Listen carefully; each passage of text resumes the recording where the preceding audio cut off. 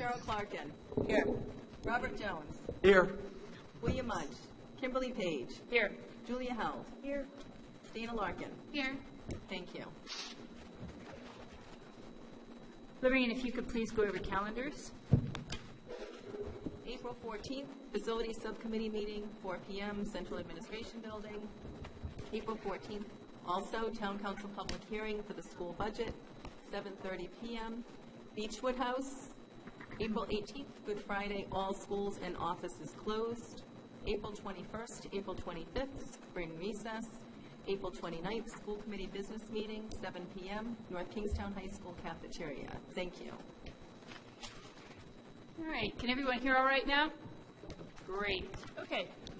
We now come to our presentations recognitions, and we're going to start off with our basketball team and also Stephen Landry. Are you guys coming up? Oh, sure.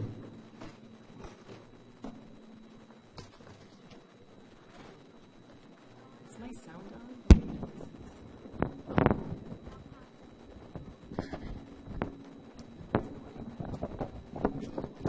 Which do I do first? Okay. Well, good evening. Hello. It's an awful loud microphone. Good evening, everybody. I just want to welcome all of you to tonight's meeting. Thank you for coming on out. It isn't too often that we get to do an honor like we're about to do right now. Both of them are actually quite extraordinary. First, I want to bring up Stephen Landry. Stephen, do you mind coming on up here?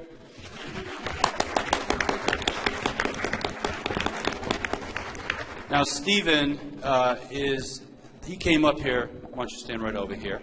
Stephen was awarded last year, I believe you're the first from North Kingstown, to win the state spelling bee. He's a state spelling bee champion as a fifth grader.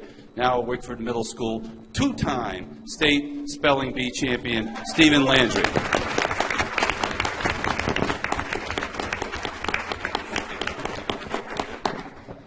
So we couldn't be more proud of you. Last year he did a really nice job spelling the word superintendent for the whole crowd when the heat was really on. I'm not going to do that to you again. I trust you can spell just about anything I would throw at you. So congratulations. And if you want, you can have a seat again. All right. Thank you very much. And if I could, I would like the state champion North Kingstown High School girls basketball team to come on up to the front.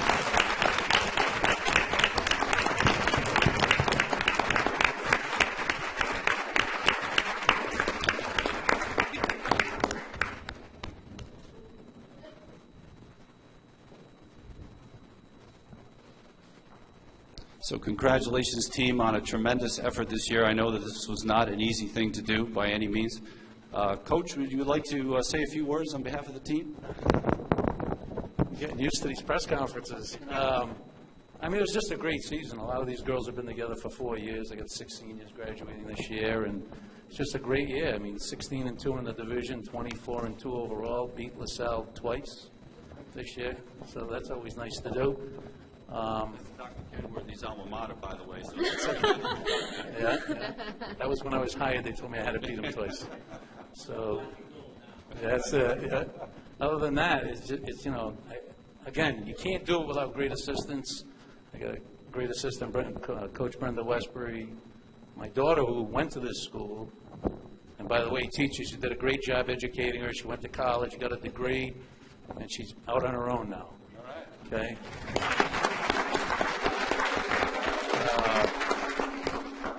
Good thing was she came back to help out and be an assistant coach. She won a title in basketball in 2005.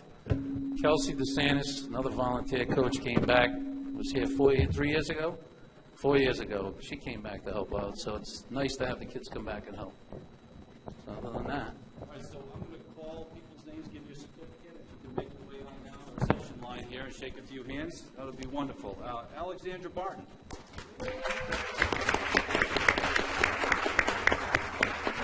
Bednarik. Congratulations.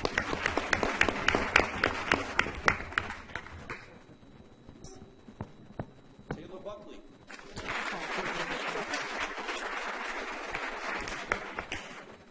Brenna Coppola.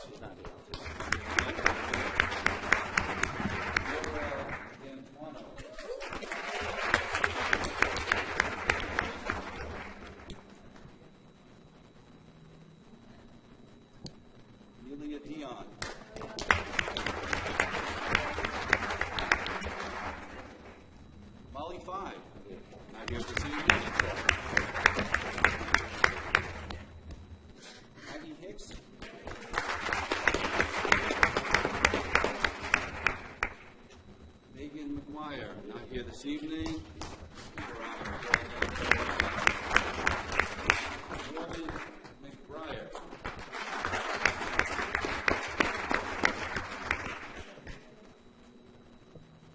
Christiana McCarthy.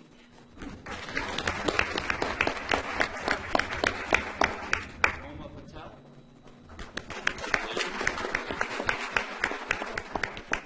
Alexis Smith.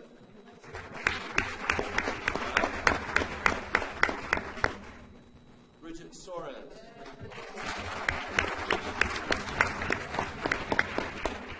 Daniela Wint, not here this evening. David Ziegler.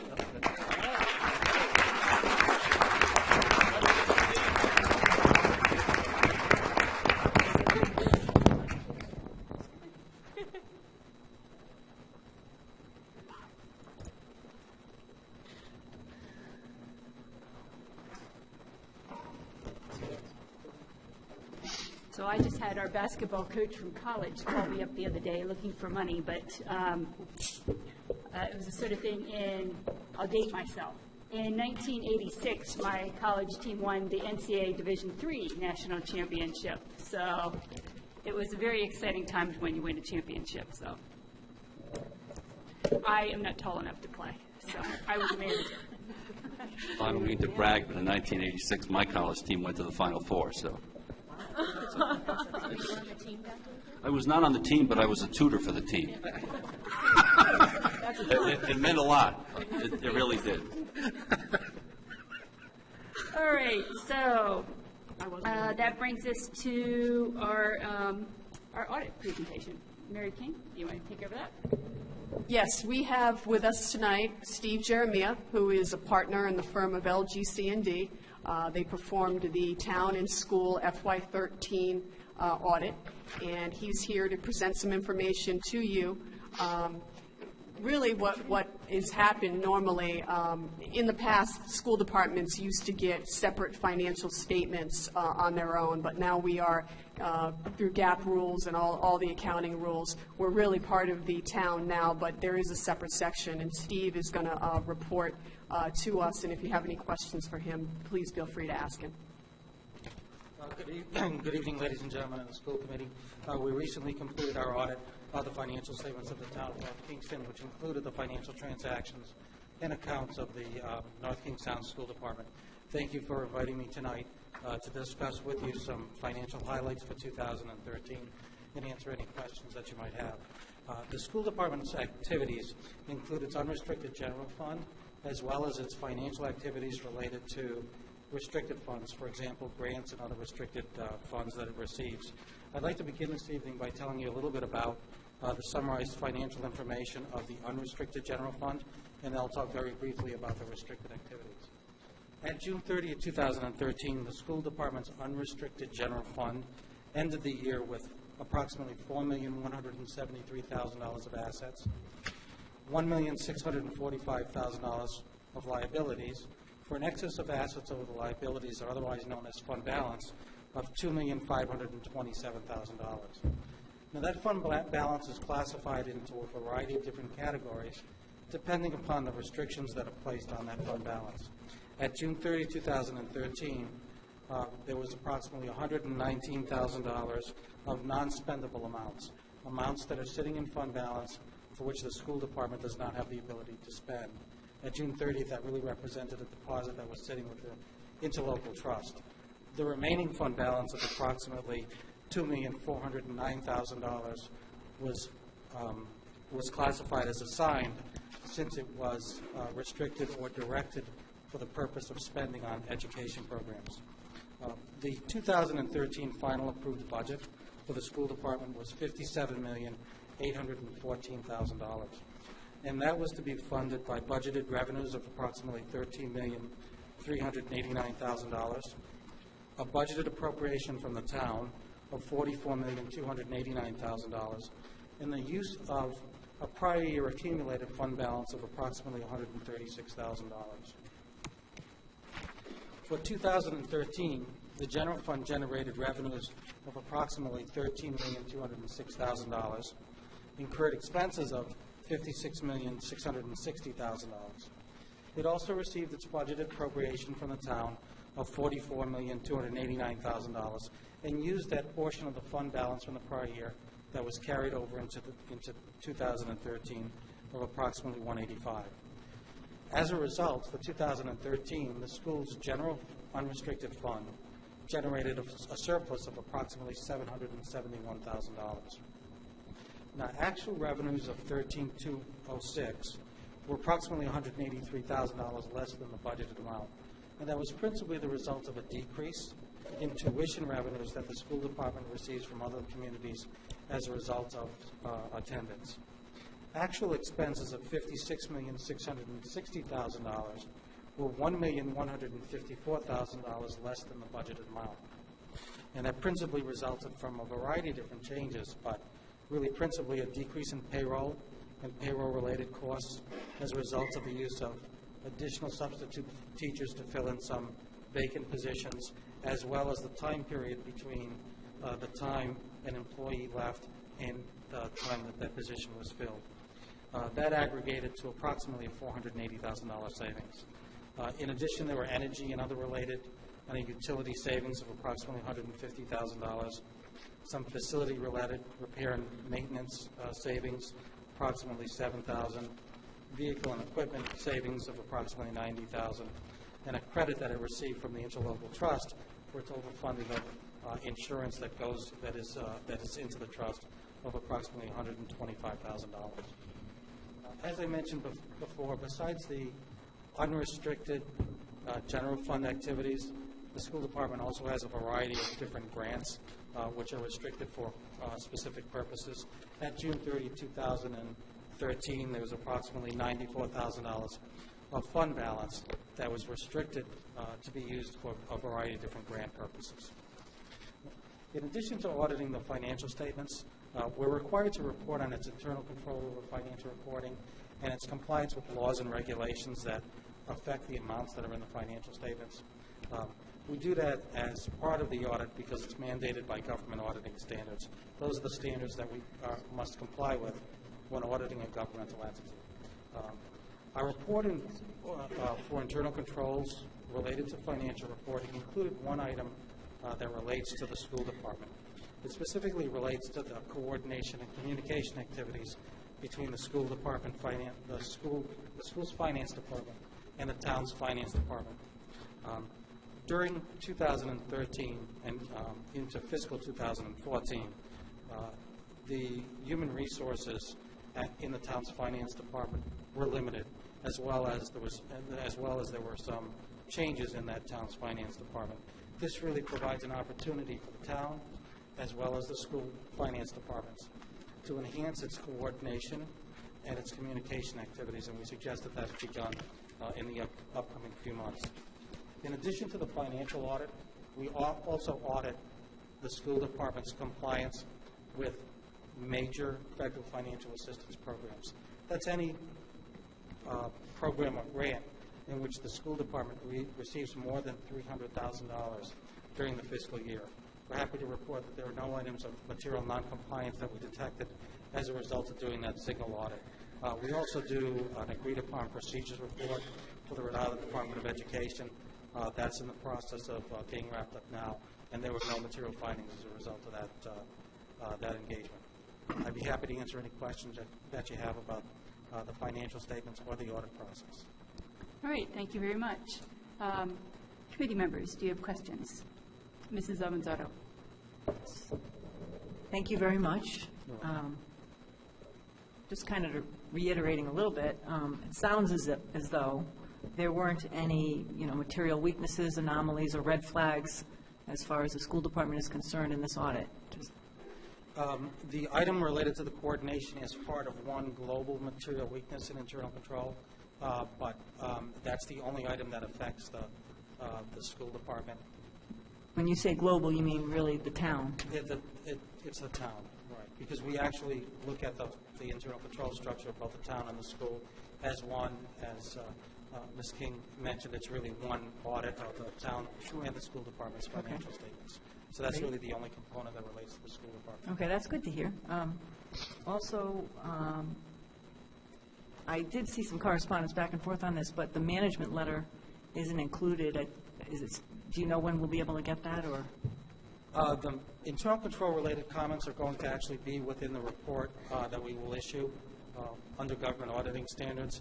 I don't believe there'll be a separate management letter this year, since all of the items that are required, that otherwise would be communicated in the management letter, are required to be included in our report for government auditing. Is that unusual, though? No. Really? The items to be included in the report on government auditing standards would include material weakness and significant deficiencies.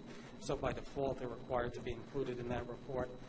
If there are other control deficiencies or other enhancements that don't rise to the level of either a significant deficiency in internal control or a material weakness in internal control, they sometimes are communicated in a separate management letter.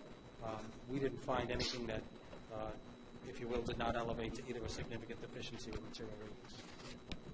I always understood that, I've usually seen audits with management letters, that's all. And it's a nice summary for a body like this because the audit's so, 93 pages or something.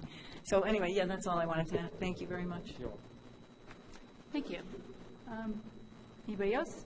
Mr. Jones? I had a question on Schedule E2, which talks about specifically the property tax budget to actual variances.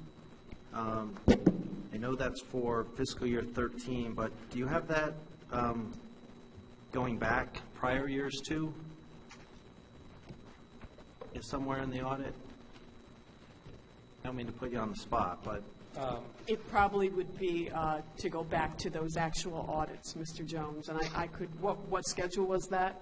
E2, I'm curious how the variance on property tax budgeted to collected has been over the years. So I note in this audit there's a $350,000 positive variance, and I'm curious how that compares to prior years. I can go back and grab those schedules. I think, Mr. Jeremiah, that schedule is just particular to that year. Yeah, it is. It's just for the 2013 year. They're presented separately on an annual basis. I can go back and grab some of those for you, Mr. Jones, and scan them to you. And I do know, back on Schedule 9, that it looks like the percentage of the levy actually collected, at least for the town, at least year after year, tends to be fairly close to 100%. So I assume that's a good thing, ultimately. And that the last 2 years, the percentage collected within the fiscal year seems to be a much more favorable trend than the previous 5 to 6 years. So I don't know if the collections are improved or we're just being more diligent in paying on time as a town, but those seem to be a positive trend in terms of that. I had a question just in terms of, also on Schedule 17, in terms of just the town employees. So for the town of North Kingstown, it lists 300 employees. Does that not include school district personnel or only some school district personnel? Because clearly we have more than 300 employees in the school district. Yes, those would be employees outside of the town, so outside of the school department. Those would be employers other than the town.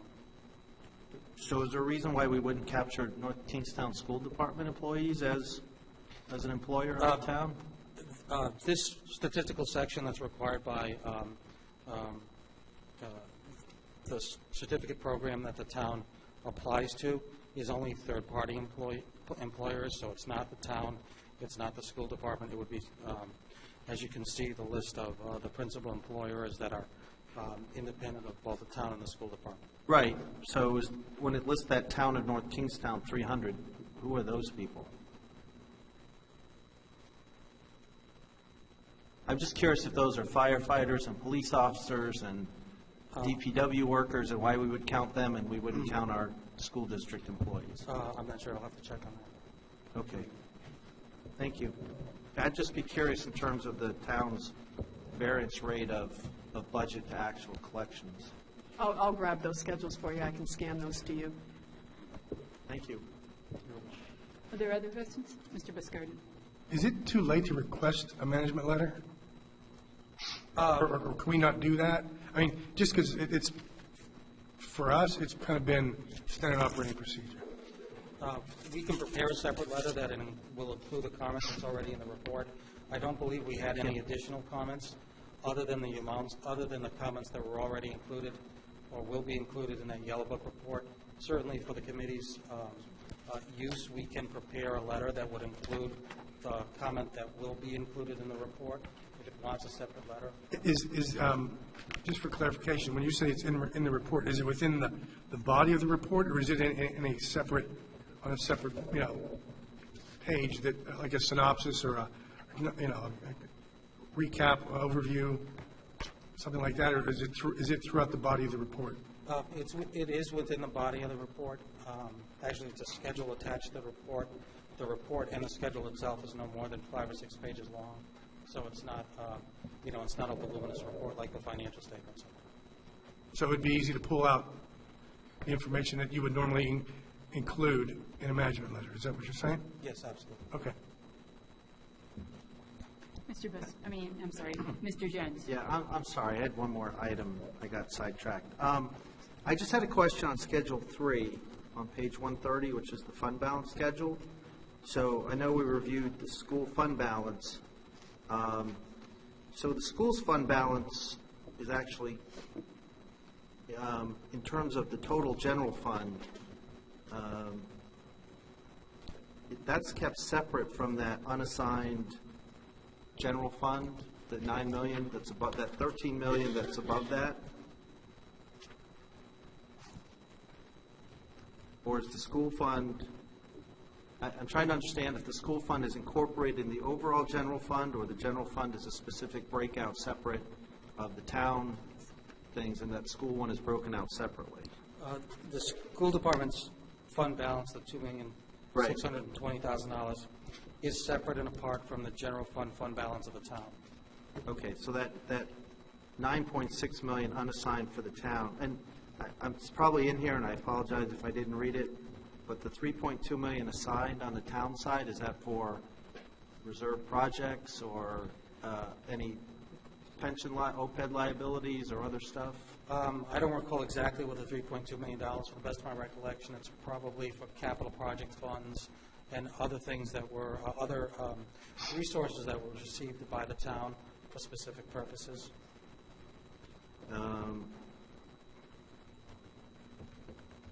And so all other government funds, those fund balances are, would those come from? I'm trying to just work out, I'm trying to back into that 27, because it looked like, obviously, the town had a $9 million gain in its total government fund balance from 12 to 13. No, it did, from $18,456,000 Right. to $27,244 for the town as a whole. There are 3 categories, as you know, the general fund, the school department, and then all other governmental funds. Those all other governmental funds relate to special revenue funds, capital project funds, and other restricted funds. Most of those funds or fund balances that comprise the all other general fund balance of $11,109,000 are restricted for specific purposes, either for grants. I believe the largest component of the all other governmental fund balance are the bond proceeds that were received by the town for a capital project fund that had yet to be expended as of June 30th. Okay, yeah, all right, yeah, thank you, that makes sense now, it refreshes mine. So, okay, and I just wanted to clarify that $9.6 million on the town side is distinct and separate from the school fund balance. So when we talk about fund balance, thank you very much. Mrs. Avanzaro? Yes. Thank you for asking that question, Bob. That was good. I guess some of the confusion that I had was, it was my understanding that the audit committee was kind of tossing around, waiting for that letter, the management letter. So I thought there was one previously. That's why I had asked about it. We, prior to the issuance of the financial statements, we did make a presentation to the town's audit committee, and we did mention that there were some comments. The letter is in the process of being reviewed by the town, so it has yet to be issued in final form. Any questions? All right, well, I don't think there are any more school committee questions. No, I just want to thank Mr. Jeremiah, and I also do want to take this time to recognize Steve Janelle, who is our controller on the school department side. We have a $60 million budget, give or take, on the school department, and I think Mr. Jeremiah will also attest that there's a lot of work that Steve puts into that, and it's really unbelievable that we have no audit adjustments, that, you know, there aren't internal control issues.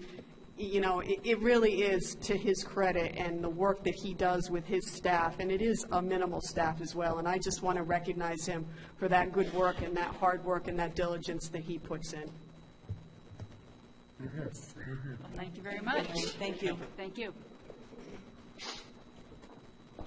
Okay, Dr. Ajay, this brings it to the presentation by yourself and Barbara Jackson. At the request of the school committee, you have asked for an update on the work being done about business partnerships coordination. And this is largely to do with our efforts to turn North Kingstown High School into a place that has career and technical programs for our students. So, you know, I'm going to allow Barbara Jackson from TCP Learning. She is the person that we've hired and is finishing up on about 2 years working with the district in this capacity. And, you know, we have been looking to establish partnerships with the local business community, particularly Aquansit, even global business community to the extent that we can to support our career and technical programming.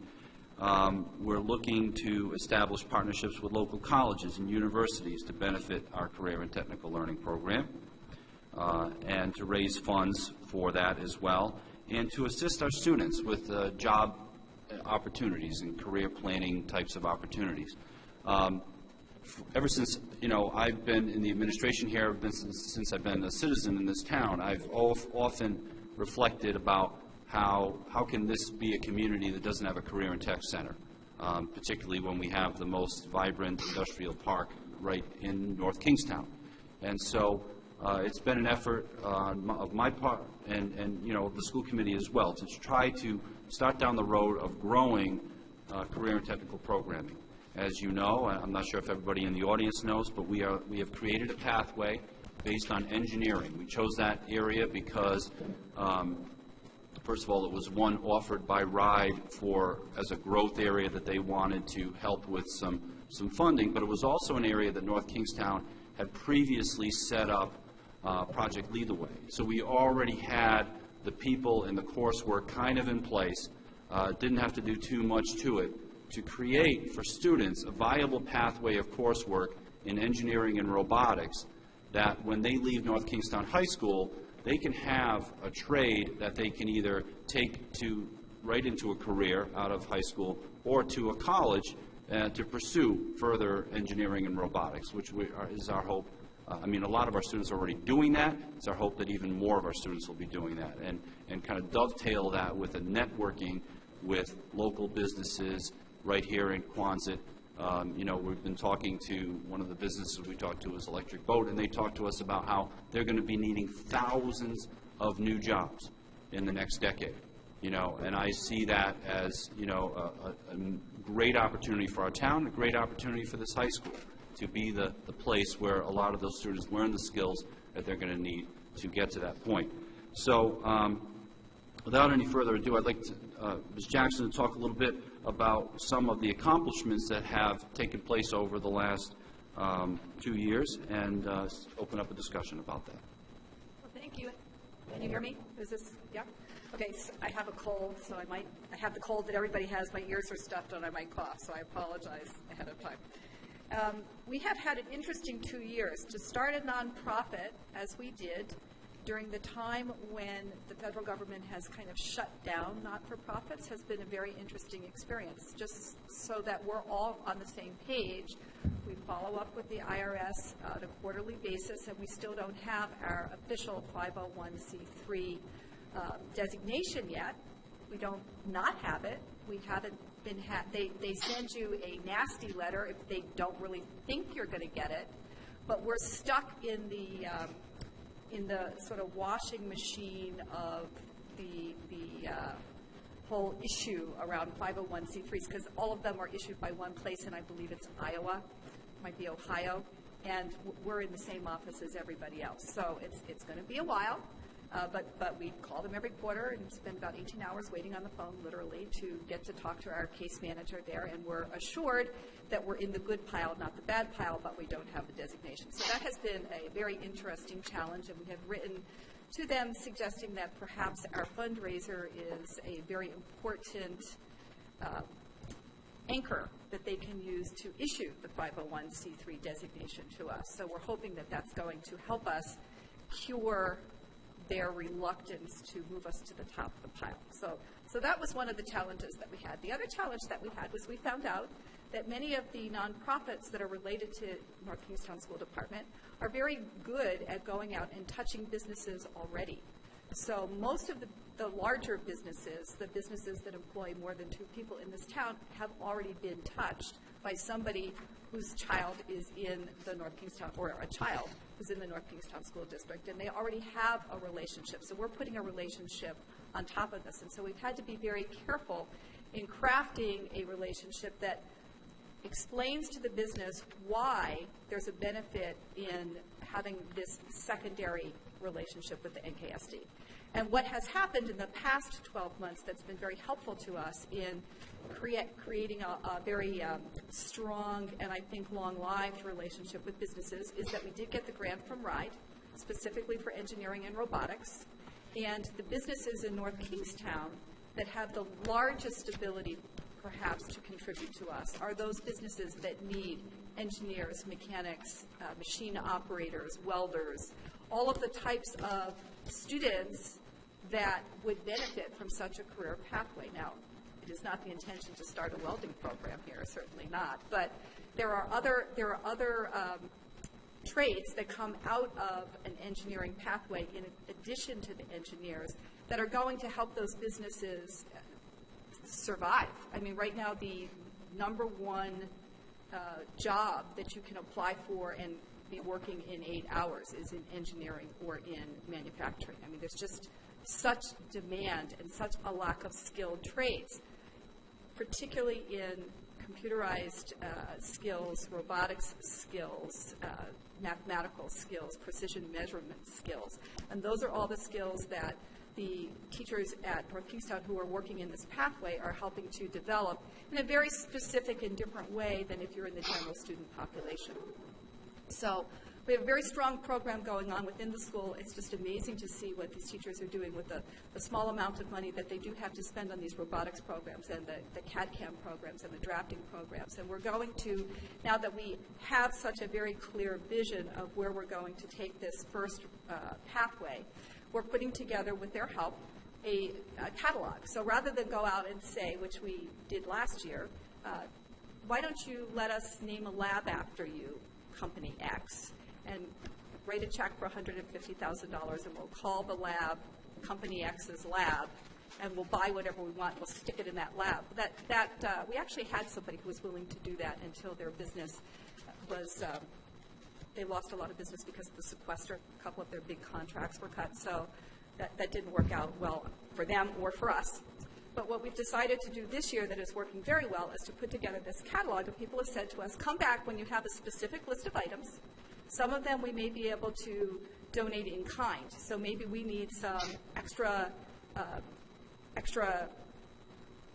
help in CAD/CAM or extra help in architecture, extra, sort of people who are already wizards at that kind of stuff. Bring them in, help them teach it, have them mentor a class, have them mentor a student.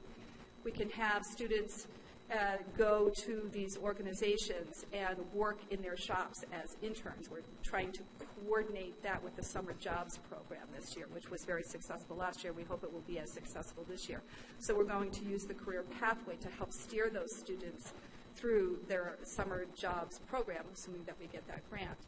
The other thing that having this catalog will help us do is it'll say very specifically, we need $3,500 for a 3D printer, and we need somebody to give us $5,000 each quarter so that we can have the supplies to print with. Because you have to put in the whatever it is, whether it's metal or plastic that you're using to print. It's an expensive procedure, and you have to clean these things a lot because they get all gooped up. And so the 3D printers themselves it's kind of like with a regular printer at your house. The printer itself is $99, but the ink cartridges are like $400 each time you go to the Staples to buy them. So 3D printer is no different, so we need the supplies that go with it. So we're putting together this catalog. We're shopping it to different businesses, not just in town, but statewide. We're part of a consortium called Make Rhode Island, which is part of the Rhode Island Manufacturers Association. And that's a group that is specifically geared to bringing young people into engineering, manufacturing, and robotics so that Rhode Island manufacturers have a pool of talent that they can pull from. They're very interested in working with us. And most of the people in that group are actually not in North Kingstown. In fact, there's nobody in North Kingstown that sits on that committee with me. So we are working statewide to fund the items that are being put in that catalog. We're also having a fundraiser in October. It's a little bit unique. It's what we're calling can we talk about this now? Yeah. Absolutely. It's what we're calling the consolidated fundraiser because our businesses are touched by so many of our students and our parents to raise money for various groups in town. What we've decided to do, because we're going to be asking businesses for a little bit more than a $25 check, is we've decided to say if you participate in the consolidated fundraiser, we're only going to bug you once. So each of the not-for-profits that are part of the school district, we're getting together on Thursday, actually, for our first meeting with them. We're going to claim a business. We're going to claim a group of businesses. But when you go, only one group is going.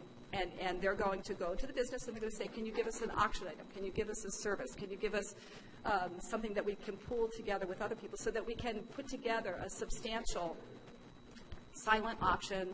We're also going to do an online auction, so there'll be at the fundraiser, which, by the way, is taking place at the Quidnessett Country Club on October 17th.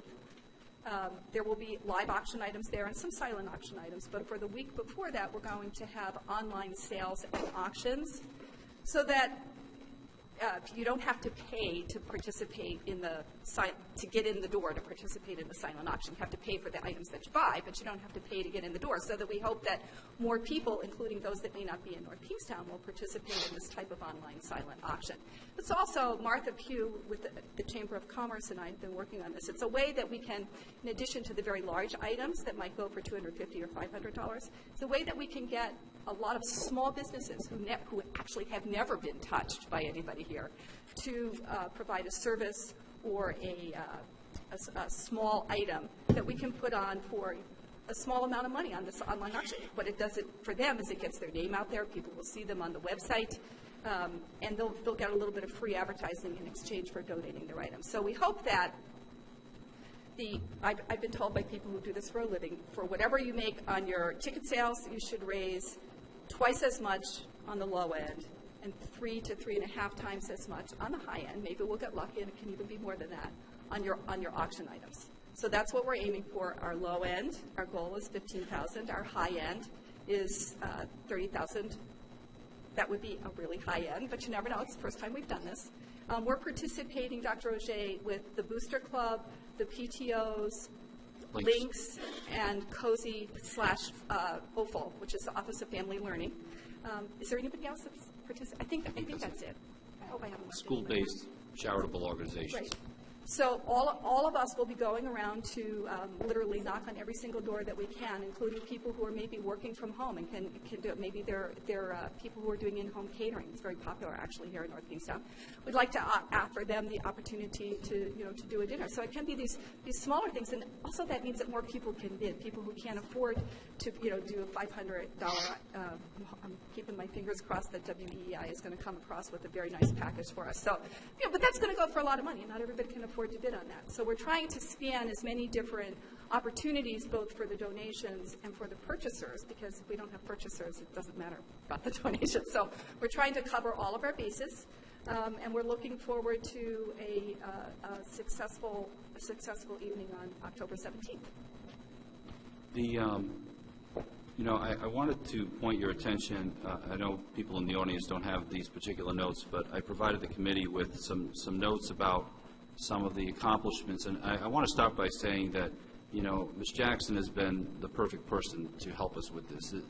I can't think of anyone who is better networked in the North Kingstown area, and because of the nature of her work with TCP Learning, that she is in the business of working with young people to acquire jobs in technology. So she knows a lot of the business, network in Rhode Island and around the Quonset area. She's part of the Chamber of Commerce. And so, we've had a number of partnerships that have been created, agreements that they really vary. Like she said, we were hoping that everyone would come forward with checks of $100,000 apiece. That has not happened, but we're still hopeful. And what they are able to offer to us is people to come to the school to lecture the students, having job shadowing days where kids can go out and tour their facilities and meet the people who work there. And that can lead to internships, whether it's through the summer program that Ms. Jackson just talked about, which already is in place. NK had more students participate in the South County Community Action Program because of the work of Ms. Jackson than any other community, and we're hoping to kind of dovetail that with the engineering program in mind.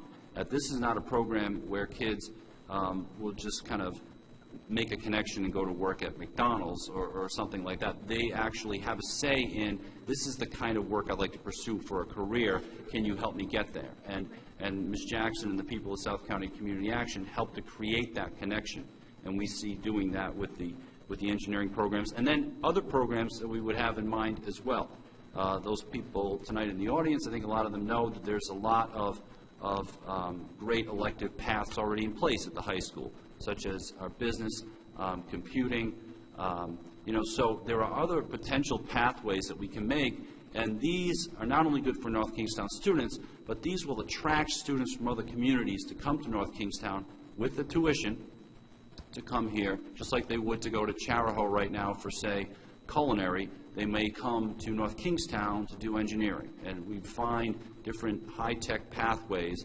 And we have so far gotten some foundational money through the Department of Education. We've already received a grant for $50,000, and we have been told we're looking at an additional grant money for another $25,000 for the same feeder schools that they're starting with. So that's good news, but part of the reason we're getting that money is because of the work Ms. Jackson has done to create business partnerships. They need to know, if they're going to be shelling out that money for us to get started, they need to know that there are going to be business partners that are going to help us with other revenue in the future, that the district has a commitment to it, that the business community has a commitment to it, and that the higher ed community has a commitment to it. We already have a commitment in place in CCRI for kids to get college credit for some of the coursework they would take with this in engineering, and we're working on one at URI as well. That looks very hopeful. So, all of those items in place. We're looking at the foundation to help us raise money. We're looking at a number of businesses that have already agreed to help us in some way, shape, or form. We've gotten the RIDE money for startup assistance. We have a summer jobs program already established, and a partnership with a firm called Davis Engineering, a Massachusetts-based engineering firm. That's very exciting. That is in the business of networking around engineering jobs. Right, that's what they do. They're probably, Davis Engineering is like a little boutique headhunting firm that places engineers and tradespeople in high-end modern, advanced manufacturing. They're the best in the business at doing that. They work with me on a lot of job placements, and they are super excited about the career pathway at North Kingstown because what's in it for them, besides, you know, good citizenship, is everybody is looking at the jobs at Electric Boat and at a couple of the other high-end robotics corporations that are in southern Rhode Island, and they're saying, how are we going to get kids? It's not about, it used to be in headhunting, it used to be, how am I going to get clients, and how am I going to, you know, get the clients so that, because I've got the people in the background. Well, now, there's no people in back of me. There's nobody that knows how to do these jobs right now. So if a firm like Davis Engineering, which is not an engineering firm, they're a headhunting firm, but they deal with engineering firms, they've kind of adopted North Kingstown's program and said, great, let us help you build relationships with people who want your students later on. Let us help you figure out how to make that a kind of a lifelong thing. So we're very excited about working with them. They've just kind of come on board the last 10 days, but we're very excited about it. So our timeline with the career pathway in engineering is that this pathway is already being offered to North Kingstown students to start up as an official pathway for them starting in September. Some of the students may have some of the coursework already in hand, but for the most part, people would be starting new down the road of this coursework with engineering coursework and robotics coursework. And in 2 years, we would then have all of our ducks in a row with the Department of Education to be able to invite students from other schools to take part in the program as well. What we presented to you tonight is basically the foundation of all this, the infrastructure that is needed to create a vibrant, long-term, sustainable program that has all the right kinds of partnerships that is going to make it a worthwhile program for our community. I don't know if there will be any questions at this point. Committee members, Cheryl. Ms. Clarkin, sorry. Thank you, Mrs. Jackson. I have a question about the catalog you were speaking about, and touting that to different businesses for possible in-kind donations and things of that nature. You gave a couple of examples of things that you would include in that catalog. I guess one of my questions is, what is the extent of the catalog? You know, is it going to be just a handful of things, or do you see that expanding to, 50, 100 different things? I'm just curious the extent of it. So when we thought that what we could do was go out and ask for big checks for the lab, the items that will end up being in the catalog would have been housed in the lab, but they weren't specified. It was just, we want to do a lab. Well, that didn't go over very well for a lot of reasons. One of them was that it wasn't very specific. So what we decided to do, and what is meeting with better success, is to say, okay, if you give us money, here's what we'll spend the money on specifically, and we'll put your name on that thing. In addition, not everybody can give money. For example, Electric Boat isn't going to give us a submarine, and they're not going to give us money because they're precluded from doing that with their government contract. But what they can give us, besides tours and other wonderful things like that, some inspiration for the students, is they can give us in-kind donations. They can give us, if we needed, I'm making this up, totally making this up, but let's suppose we need a 3D printer and they happen to have one that isn't going to work for them anymore, but will work for us. More likely what we would get from a company like Electric Boat is maybe some bench comparators, some micrometers, tools that we need in that lab. Well, if we can get them from Electric Boat, then we don't need to go spend the money on it. So we're going to list everything that we need, and whether we can get a check, whether we can get the actual thing, whether we can get people instead of having to go out and buy people. It's going to be a wish list of what would have been in that lab. Just strictly for the robotics engineering pathway that you're trying to create. Okay, correct. That's what. Okay. We had at one time way back when we were sort of thinking that money was just going to come rolling over the transom. We were thinking we could just make a big catalog of every single wish list item that was out there in the school department. What we've learned is that we need to really, really focus this and target it with outcomes. It's not going to work if it's everything we need. So we're going to target it to this lab. And the other question I had is, you talked about coordinating, these programs with Links and all these other nonprofit organizations. Is the plan to pool all of the money and then just distribute it evenly? No. So if you sell a table ticket, the table tickets are going to go for $55 for that evening. If you sell a ticket, you get either $12 or $15. We're still negotiating the price, but you would get to keep that revenue. So every ticket that you sell has value for your organization. If you bring in a gift basket and it goes for auction, you get to keep 75% of the auction proceeds as the organization that brought it in. The other 25% comes back to the foundation in part for advertising purposes, because we have a lot of expenses associated with pulling this together, and we're footing the entire bill. So if you're one of those other nonprofits in the school department, it doesn't cost you anything to do this. Effort, and I'm not minimizing that, but you don't have to have any expense. We're printing the tickets. We're printing the flyers. We're doing the website. We're fielding that. Your responsibility as one of the participating organizations is to go sell as many tickets and get as many raffle baskets as you can. The more they do, the more they make. Yeah, what I like about this approach is that it makes, we're doing the legwork, that we being the North Kingstown Foundation, is doing the legwork to create a major fundraiser. Our goal is to raise funds for these programs and to raise awareness. Because right now people don't know that we have a Career in Tech started, and they don't know what the North Kingstown Foundation is and what we're trying to do. So we're trying to fill the room with people to create an awareness. Part of the proceeds will go to the North Kingstown Foundation. Part of it will go for paying for the event. But there's also a significant part that can go to each charitable organization in the North Kingstown School Department. So for simply the price of hustling out there and selling tickets, they can turn that into a major PTO fundraiser for their school, or Links can turn into a major fundraiser for them. And in the meantime, they're bringing people to the table for us to raise that awareness and to get the word out about this. And we hope it would become a great annual event that could really and the businesses bolster really this programming. Like it, because we're only going once. Mrs. Avanzado. Actually, what Phil just said was what I was just going to clarify. It's like the school department gets both ends of that transaction, which is, they may make 75% with their baskets for Links, but Links donates to us and donates time and volunteers. So it's not as though we're benefiting outside charitable organizations that have nothing to do with us. So I just want to make sure that's clear. The silent auction, I have a couple questions. I did a silent auction for Stony Lane years ago. Oh, good. Can we get you to volunteer? Single-handedly. And we made You're in charge. made a lot of money. Yeah. And, the businesses were extremely generous around town. And I would love to pick your brain if I could. Absolutely, sure. Yeah, it went really well. I do have a question. You said it's going to be online as well. Is there going to be is there a time?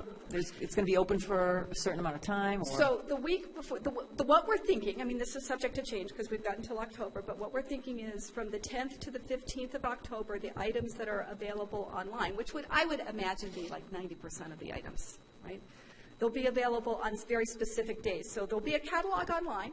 So if your group goes out and gets somebody to donate a gift certificate to Sonoma Restaurant, let's just say, for dinner, there'll be a picture of the gift certificate. So they'll have to write the description themselves. They'll forward it to the foundation. The foundation will post it in the catalog, and we'll choose days that various items are up for sale, so that we'll have a mix of items each day. And then there'll be hourly updates of bidding. So everybody, for free, can get a bidder number.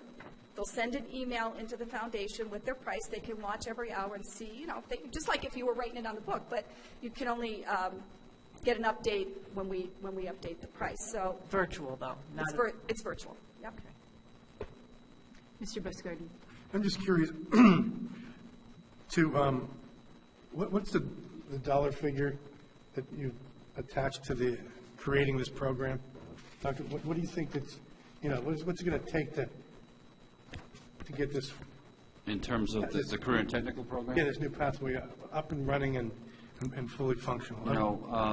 We're looking at some, we have the teachers, it's just a matter of kind of maneuvering the schedule a little bit to be more oriented toward this. So it's not a matter of hiring a whole new cadre of teachers, for instance, to teach a new wing of courses or anything.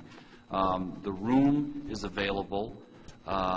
It's a matter of equipment and some supplies at this point that we would have to incorporate into our curriculum budget, and to, as much as we possibly can, to offset it with this kind of fundraising that. Right, and that's what I was- in-kind donations, yeah. And that's kind of what I was getting at. What's the number that you've established for this to, your break-even point?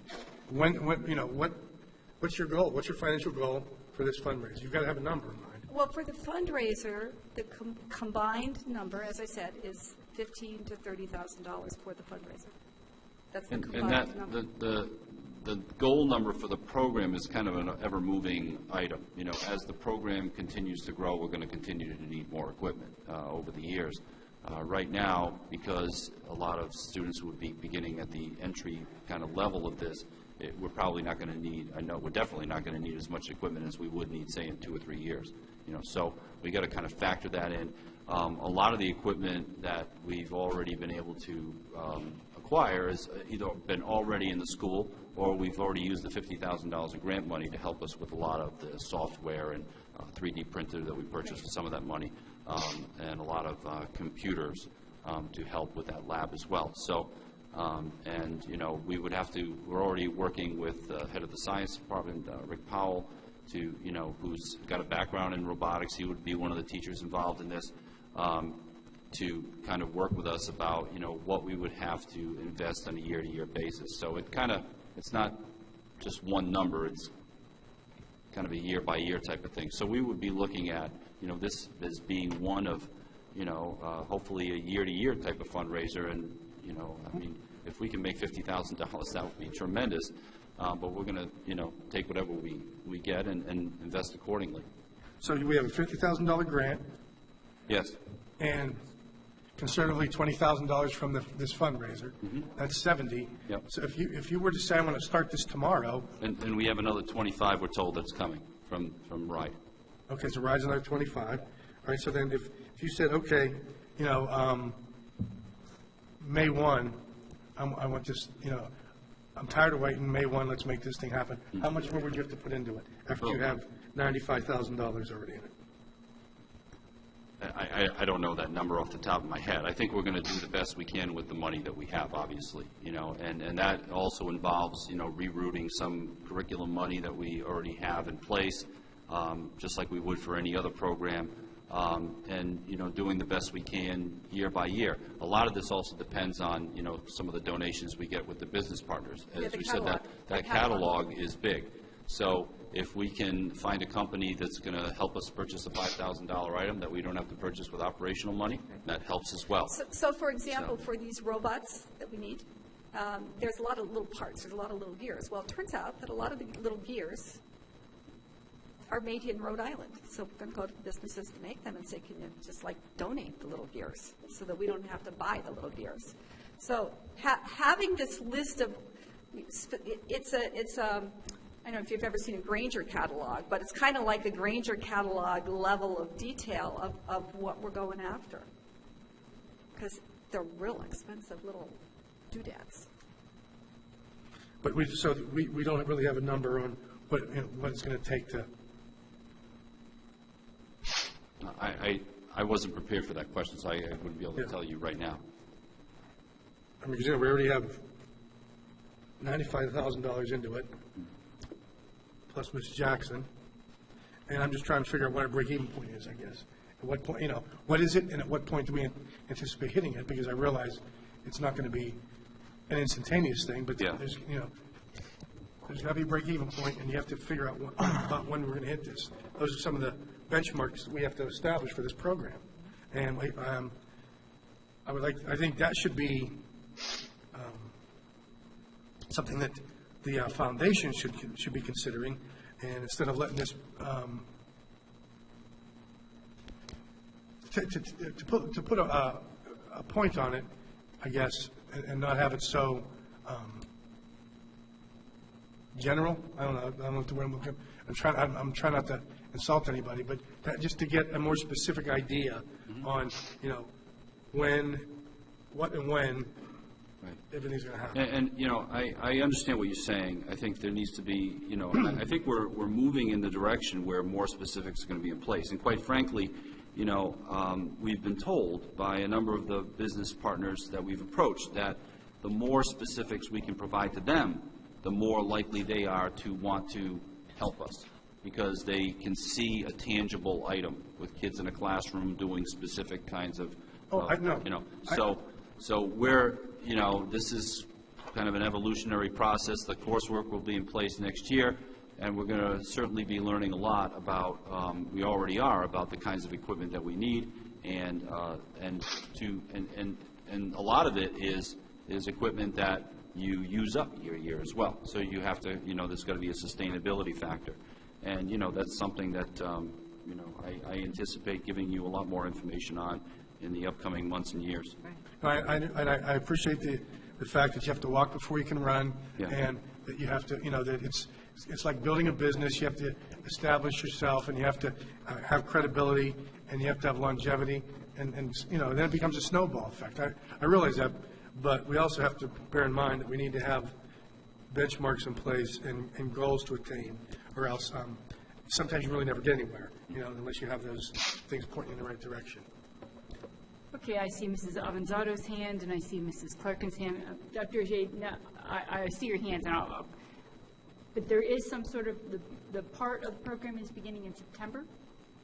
The courses? The coursework is available to students to start down this pathway starting in September for North Kingstown High School students.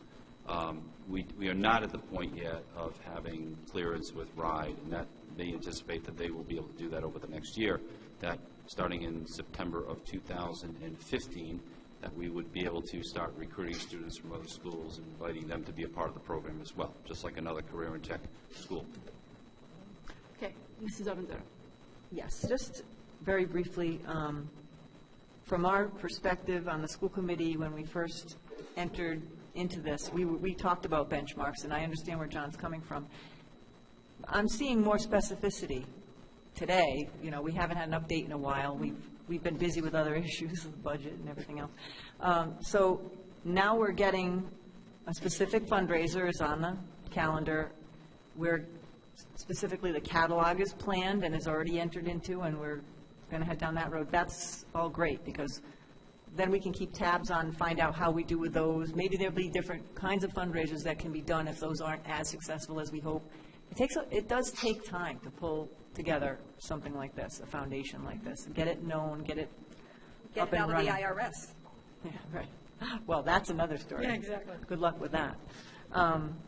But, you know, I agree with John, you know, in terms of our responsibility of checking in on the benchmarks, but I do feel like we're getting some specifics now. I feel that we can then check back in and find out where we are. You know, it's not just a balance sheet either. I mean, obviously, we're looking at this partnership with the robotics and the engineering, which benefits our students greatly. A lot of that's grant money. We're not spending, well, we are spending, but North Kingstown taxpayer dollars, it all comes from us, doesn't it, eventually? I mean, it's all federal or some taxpayer money, but... Some pocket. Yeah, but I think the point is made that, you know, a lot of it is grant money, but we do need to keep our eye on that, and we're checking in periodically, and as you build momentum. And also, we got the jobs for the kids in the summer, and that's a good thing, too. That's a very good thing. Yeah, it's a very good thing. So, yeah, I just wanted to mention that. I understand completely what John's saying, and I'm looking forward to getting, you know, once these fundraisers get underway, see how we're doing, see how it goes. Mrs. Clarkin.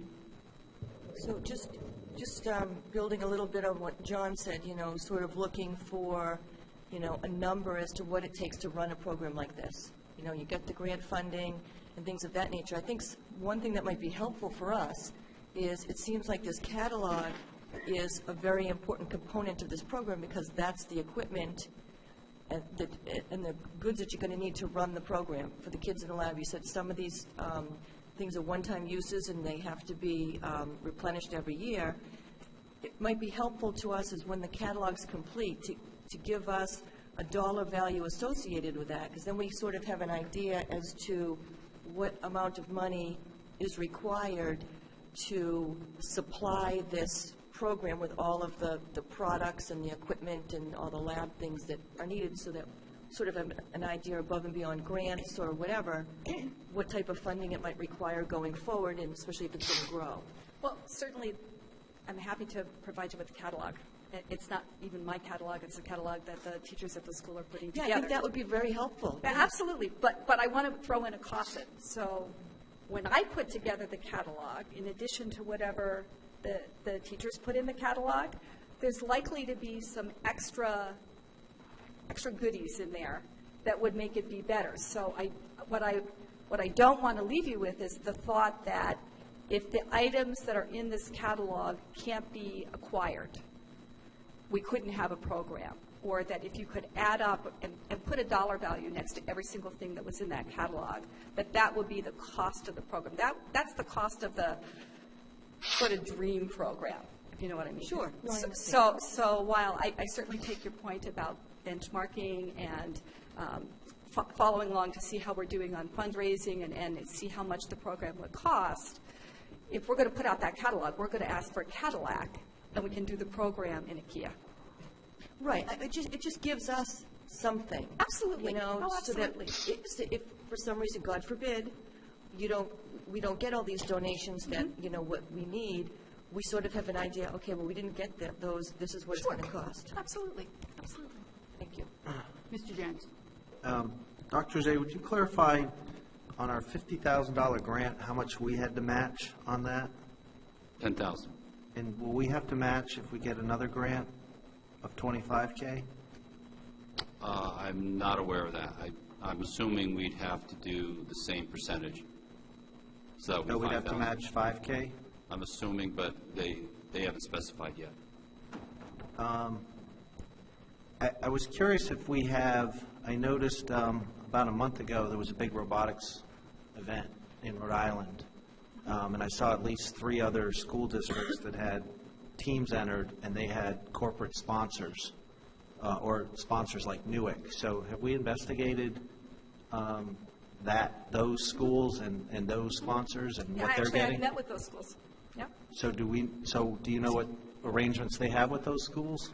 A lot of the sponsors that you saw, unless you were actually at the event, which I was not, maybe you were there, but a lot of the sponsors that were tagged with schools were actually sponsors for the event.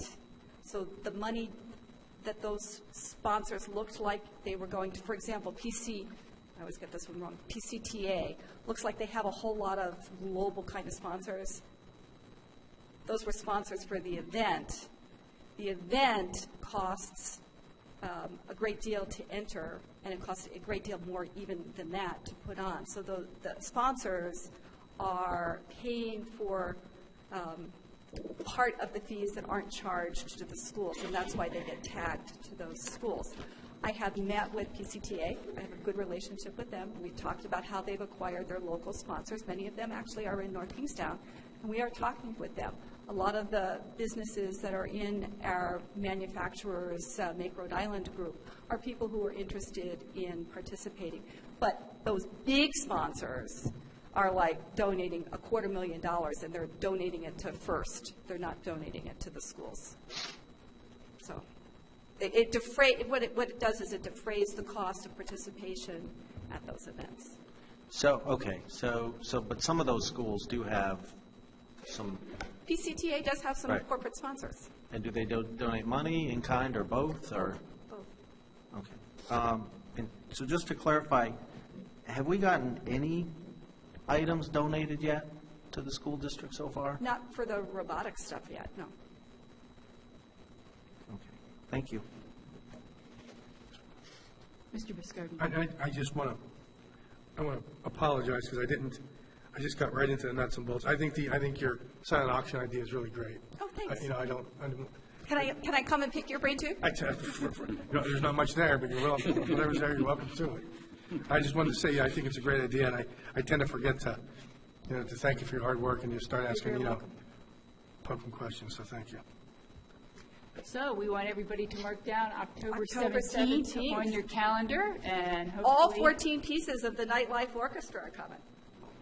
All right. hopefully we can get some good school committee participation and something that will benefit back to our schools in many different areas. So Dr. Thank you. Shea? Thank you. I'm good. Thank you. All right, that brings us to our next item is citizens' comments, and nobody signed up on the sheet. I don't know if anybody is still here who wanted to. All right, so moving on, superintendent's report. Just one quick presentation item, and we made a couple of presentations for some of the great things in the district. Tony Silvera, our band leader, announced today that 130 of our students attended a music festival in Montreal over this past weekend, and we came back with superior ratings for our symphonic band and our orchestra, and an excellent rating for our jazz band. That is phenomenal work from them, and over the years we've been told over and over again about how great this program is, winning national awards. This is an international award at the Oscar Peterson Hall at Vassier College in Montreal, and Ms. Silvera reported that our students represented North Kingstown High School with what she said was grace and dignity, and that is very pleasing to my ears. And so I know we will be giving them recognitions. We usually do recognitions for the band actually at the concerts because the parents are obviously coming to that. So whether it's members of the committee or myself or Dr. Homburg will come to a concert and give out some awards there. So I just wanted to give them that recognition right now. Yeah, I was at the band last week before they went, and so we gave out some of their recognitions there. So, and I knew the kids had a really good time. They were very full of discussion. I don't think they got a whole lot of sleep, but they had a good time. All right, so that brings us to routine items. Is there anything, well, first of all, let's go to, do I have a motion to seal the executive sessions from April 8th, 2014? So moved. Second. Okay, all those in favor say aye. Aye. All those opposed? Lorraine, disclosure of executive session votes. There was one vote. All members were present at tonight's executive session except Bill Mudge and Larry Cerisi. Motion by Don Biscardin to follow the superintendent's recommendation to deny a grievance. Seconded by Linda Avanzato, and the vote was that the motion passed 5-0. Thank you. Thank you. Are there any items to exempt from the consent agenda? If not, I'm looking for a motion to approve the consent agenda. So moved. Second. All right, all those in favor of the consent agenda say aye. Aye. Okay, motion carries. All right, that brings us to unfinished business.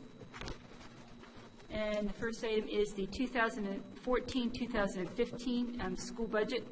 As you all know, we have recently received word from our healthcare insurer that our rates will be down by $800,000 next year, and so the town council asked us if we would reconsider our bottom line for our budget. And so last time we got together, we actually tabled this item and said we wanted to wait until Mrs. King was back before we made a decision as to what was the, not necessarily the amount, but the line item that we were going to suggest decreasing this by, and so that is what is before us today. So I'm looking for a motion, and I'm looking for a discussion. Motion to accept the superintendent's recommendation to reduce our budget request by $800,000. Is there a second? Second. Okay, so we have a motion on the floor and a second. Is there further discussion? Yes. Mr. Biscardin. I understand why we're doing this, why we were fortunate enough to get I think a 12% reduction in our healthcare costs, Ms. Yeah, 11.4%, 11.5, yep. Okay, and that's quite a reduction in our costs, and that's something that you really can't plan on something like that. So that came as a surprise to everybody, the town included. And I understand that their request is for us to knock our budget down by $800,000, and that makes sense. I agree. My concern, though, is that our CIP in our buildings, I think that I would like to see some of that money, some of the $800,000 be reappropriated. Is that the right word? To and placed in our CIP fund. That's what I'm hoping for down the road, and maybe we should actually ask for that as opposed to just cutting the $800,000 completely. I see Mrs. Avanzato, but I'm going to Dr. Ajay and then Mrs. Avanzato. I just wanted to clarify that, we had originally, and I agree with your point, Mr. Buscardin, just for the sake of the audience and for everyone on the stage as well. What we're asking here does not negate the fact that we have also asked for $600,000 toward our CIP items, things like air conditioning at the high school, a boiler at Fishy Cove, money for some technology, and some security items. Those are the major items on our CIP right now. And we're asking the town to join with us in funding those kinds of activities. The school committee has already invested $800,000 toward that. We've asked the town in a specific but separate request for $600,000 there. We were asking the town for $1.4 million in increased taxpayer revenue for our budget. With the $800,000 reduction, which is something that benefits us all, we would then need $600,000 for our operational budget as well as an increase. So technically, what I am proposing is that we're asking for $600,000 from the town for operational increase and $600,000 to help us support our capital improvement items. However we get to that point of $1.2 million combined, I would be perfectly fine with. So if it's a matter of taking the money that's already there and realigning it toward the capital so that we can afford that $600,000, fine with me. I just don't want that to get lost amongst us or and certainly amongst the town council. Those are items we need no matter what. Mrs. Avanzato. Yes, I would agree with John, with Mr. Buscardin's comments, and Dr. Auger. I watched the council meeting, and they took a vote on the manager's recommendation. The vote was preliminary, but they specifically voted 0 for the capital improvement. So that is my concern as well. I know that and I'm very hesitant to vote yes for this motion because of that. If we do vote yes, then we are requesting the council to please give us back 600 or 400 or whatever that we can put then not in operations but in our capital account. There were a lot of years where we have not had any funding. There were many years we haven't had the capital improvement funding, and that is of concern.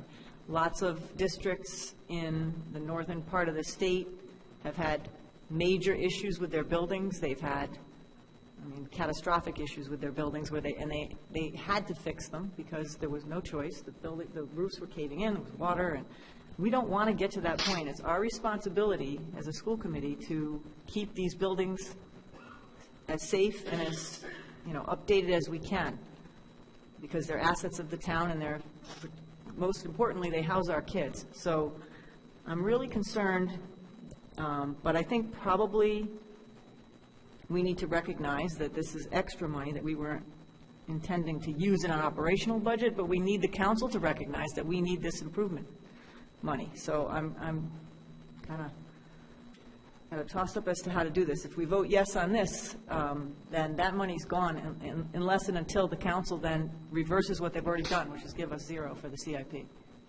So one of the things I would say to the committee to remember is that we all know that we have capital improvements that need to be fixed.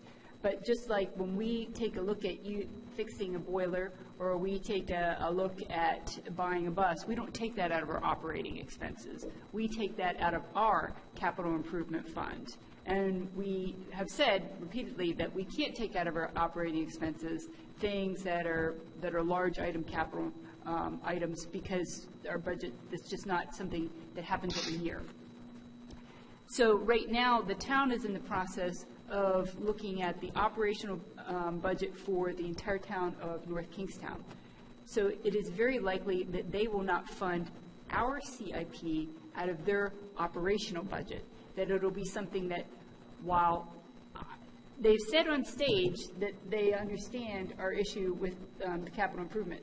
So we need to make sure that we emphasize to them, yes, we need the capital improvement, and we understand that that money will probably come out of their capital improvement, because they, as our auditor told us tonight, have a much larger capital improvement fund than we do.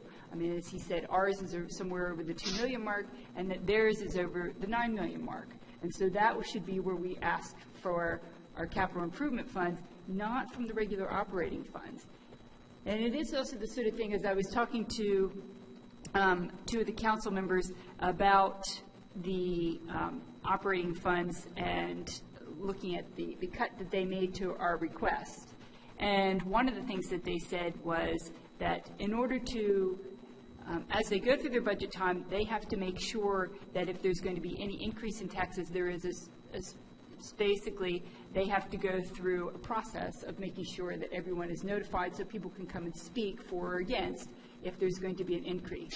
And so by knocking down our request by the $400,000, they wanted to have a little bit more realistic as to what was their increase going to be, rather than knowing that we were probably going to come back and say, well, actually, we did not need the entire amount that we asked for, because there's going to be the $800,000 savings.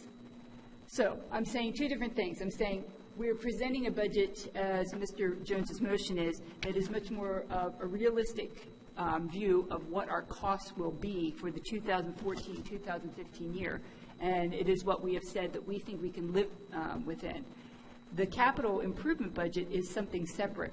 We still need to emphasize that we need that, but we need to understand that probably the town will not fund that from their operating expenses. It'll be funded from their capital expenses. It doesn't alleviate the need. It just makes us realize that it's from a different pot as to where they will be giving it out of. Mrs. Avanzato. I'd like to suggest that we either send, and I'd ask for the superintendent's recommendation on this, a letter from the committee requesting funding of wherever they fund it from. That's their decision. And I understand what you're saying, Ms. Page, about where they may prefer to fund it from, and that may make a lot more fiscal sense, but that would be their decision. Should we send a letter or requesting this? I don't want to vote on this without making a specific request to the council. Mr. Jones. I guess I would clarify what the chair has said, which is, first of all, we already know that the town council's cut is $400,000. So, I mean, part of this discussion is moot, and that, you know, whether it's 800 or whatever, we have to at least take the portion that they've already reduced our budget by. So that's the first starting point. The second starting point is simply that it's pretty clear from the town council that they view this, as Mrs. Page pointed out, as operating funds. So we can request, and I'm not saying not too specifically, but they're going to cut this. They've already sort of recognized this as a thing.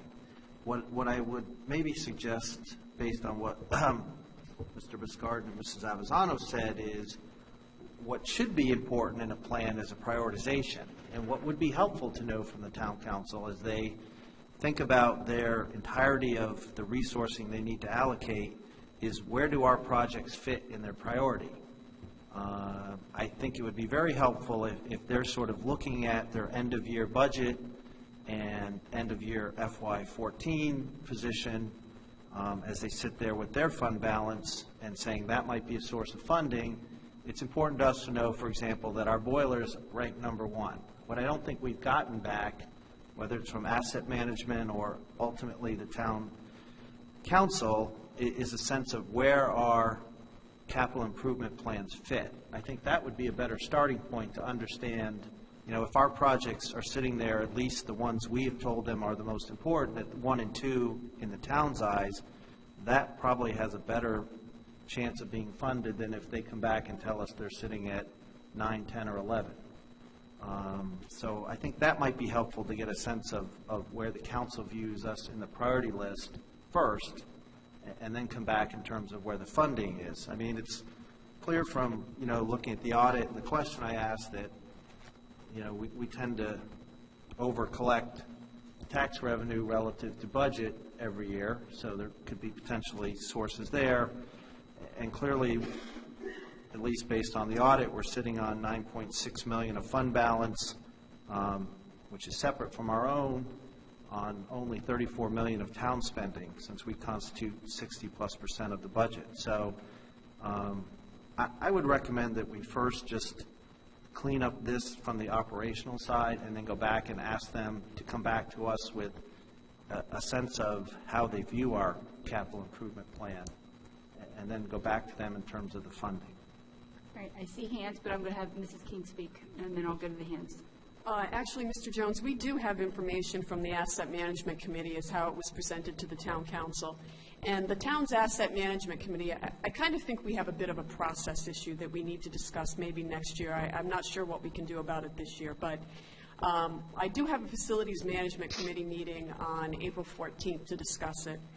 The Asset Management Committee came back with a report that they did identify and agree with 3 top items that the school department recommended be top priorities in capital. One was the replacement of the boiler at Fishing Cove. The second one was addressing the HVAC issues at the high school. And the third one was reviewing electrical issues at all the schools. To all the other projects that were put forward to the Asset Management Committee, their response was that they defer back to the Facilities Subcommittee. So where I think the process is broken is that there's no report, there's no commenting, there's no questioning specifically from our Facilities Subcommittee. So my understanding has always been we go to the Asset Management Committee. This is my 2nd year doing that. We go to them, we answer their questions, we have an entire CIP document. I think there were a lot of comments that this year's CIP document was very comprehensive, but then still in turn, it still came back as sort of a no comment. We defer that back to the Facilities Subcommittee. So I'm not being critical of the Asset Management Committee in any way, but I'm saying that I feel like there's a broken process there, because then now, I'm not really sure what happens now. Well, I think that's my point, Mrs. King, exactly, which is, the Asset Management Committee is a tool of the Town Council to take their, to use as they put in their commission's charter. So my point is, again, it would be helpful to clarify to the Town Council to say, you've gotten what you've gotten from your, planning groups, or your commissions, your boards. Now you need to turn that into a master priority list for the town and let us know where our items fit in that. Well, I think they did with their 0 vote. Well, no, because if they zeroed out everything in the town, that would be one thing. If they zeroed out our plan and a preliminary budget, it could simply mean, like we have, which is we might have a list of prioritized items, but we're not sure how we're going to fund them yet. What I'm pressing for first, before we just go blindly say, fund us, not fund us, is tell us where our items fit in the priority list, and then we can have a discussion of where the cut line is in terms of funding. But I agree, it's not helpful for us to sit there and go, you've identified 3 things, but you funded us 0. Is that because there's 12 other items that the town feels is more important, and that's one decision, or it's simply that you haven't sort of figured out what the true priorities are. And I think before we just go to the town saying fund this plan, I think we should ask the Town Council to do what we sort of asked, which is tell us where we fit in the priority of all the town stuff, because our buildings are town assets. So we need to know where we rank, and that gives us a better plan of how to address them in terms of the funding we believe.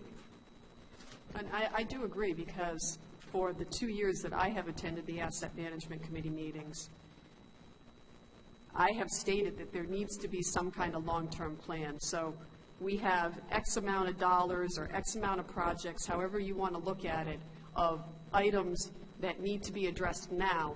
And as we discuss process, as we discuss money, as we argue about everything, buildings don't get younger, they get older. So the problem is that there is no solid reserve or planning, so there are 2 things you're planning for. You're planning for the issues right now that we know of, and you're planning for the future depreciable issues on a lot of items, and there's no, don't feel a system or a process on that. So, I mean, I agree, and again, I'm not being critical of anybody. There's a lot of money involved on the town side and the school side, but I just don't feel like we're getting to that point. I feel like we continue to talk about, yep, buildings are getting old, yep, and that's all. Mrs. Avanzado. I want to offer an amendment to the motion, and then I have a comment. My amendment would be that this committee send a letter to the town council requesting funding of our capital improvement plan in the amount recommended by the superintendent, $600,000. That's my amendment. Is there a second to the amendment? Yeah, I'll second that. Yes, I'll second that. My only comment would be is how's that different than Okay, I have a what we comment submitted? first.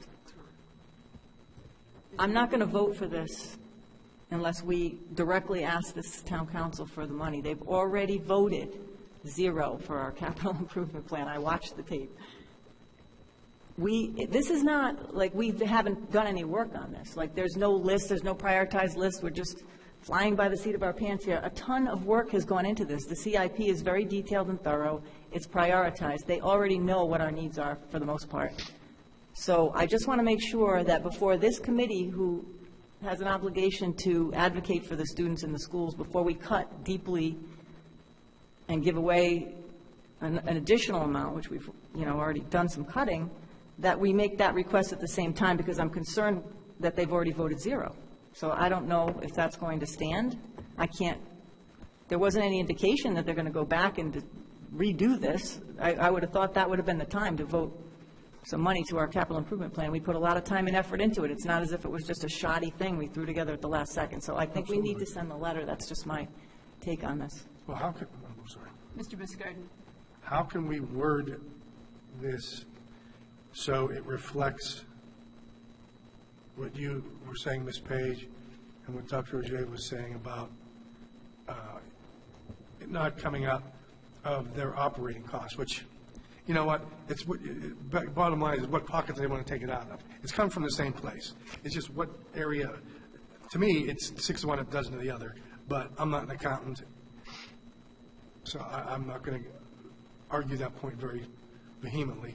But in order to satisfy everybody's concerns, how can we word this so it gets interpreted the right way? So why don't we word it that we are looking for them to make a good faith gesture for our capital improvement fund within a very short time after they vote on our operating budget.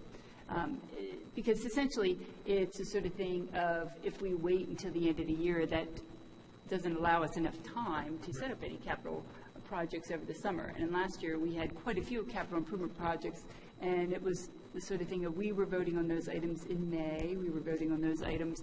By June, we weren't voting on them because we already had bids and that sort of thing. So that's what we can ask of in our letter, is that we can ask that we are looking that they would get back to us quickly. Yes, Mr. Jones. Ms. Page, that's not quite accurate in the sense of we had a 1.4 million request, of which we were going to commit 800,000. So there's nothing stopping us from the summer, if we have to replace the boilers, of using that part of the 800,000 we were already going to commit to do the boilers. I mean, we're not sitting there going, you have to give us this money right away, because we're already in a 60-40 kind of split already. We didn't identify that the town's money specifically has to go to technology and ours to the boiler. So we clearly have enough in what we've already committed to start any summer projects. Again, my only concern is if we say fund the 600,000 or fund what you think is important, or in this case, the delta is 350, they're just going to say, possibly fine, we'll just fund the 350, and now we're not getting our full 600,000 adjudicated. I'm back to the point that Mrs. King had, which is, the town council's meeting on the 14th to have these discussions. So it may be appropriate to send them the letter to say, we're concerned in your preliminary budget, you really didn't seem to give much thought to our capital improvement plan request. So could you please present a prioritization of all our items and then an understanding of how you intend to think about allocating funds? Again, I'm just concerned that if we sort of say, here it is, on an item that we're voting on specifically, which is about general funds, that they're going to cut anyways. I mean, let's not kid ourselves. They've already cut 450 of it. They're going to cut the other 350. You know, whether they fund our capital improvement plan, to me, is a separate discussion.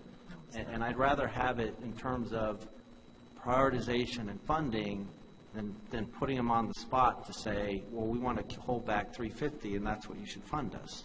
Well, I agree with you, Mr. Jones, in that I think, as I said at the very beginning, that since we do not need $800,000 for our budget, that this is what we need to do to say, and we're not going to be spending this.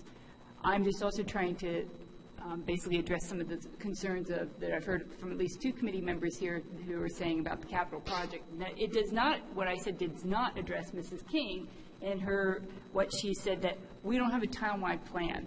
And I think that is a discussion for another day that we need to have with the council to say, we need to have some sort of a plan, because it's kind of silly that every year we come up here and we wonder what will be funded, and we don't have any sort of a plan for how to do that. That is a separate discussion. Mrs. Avanzato.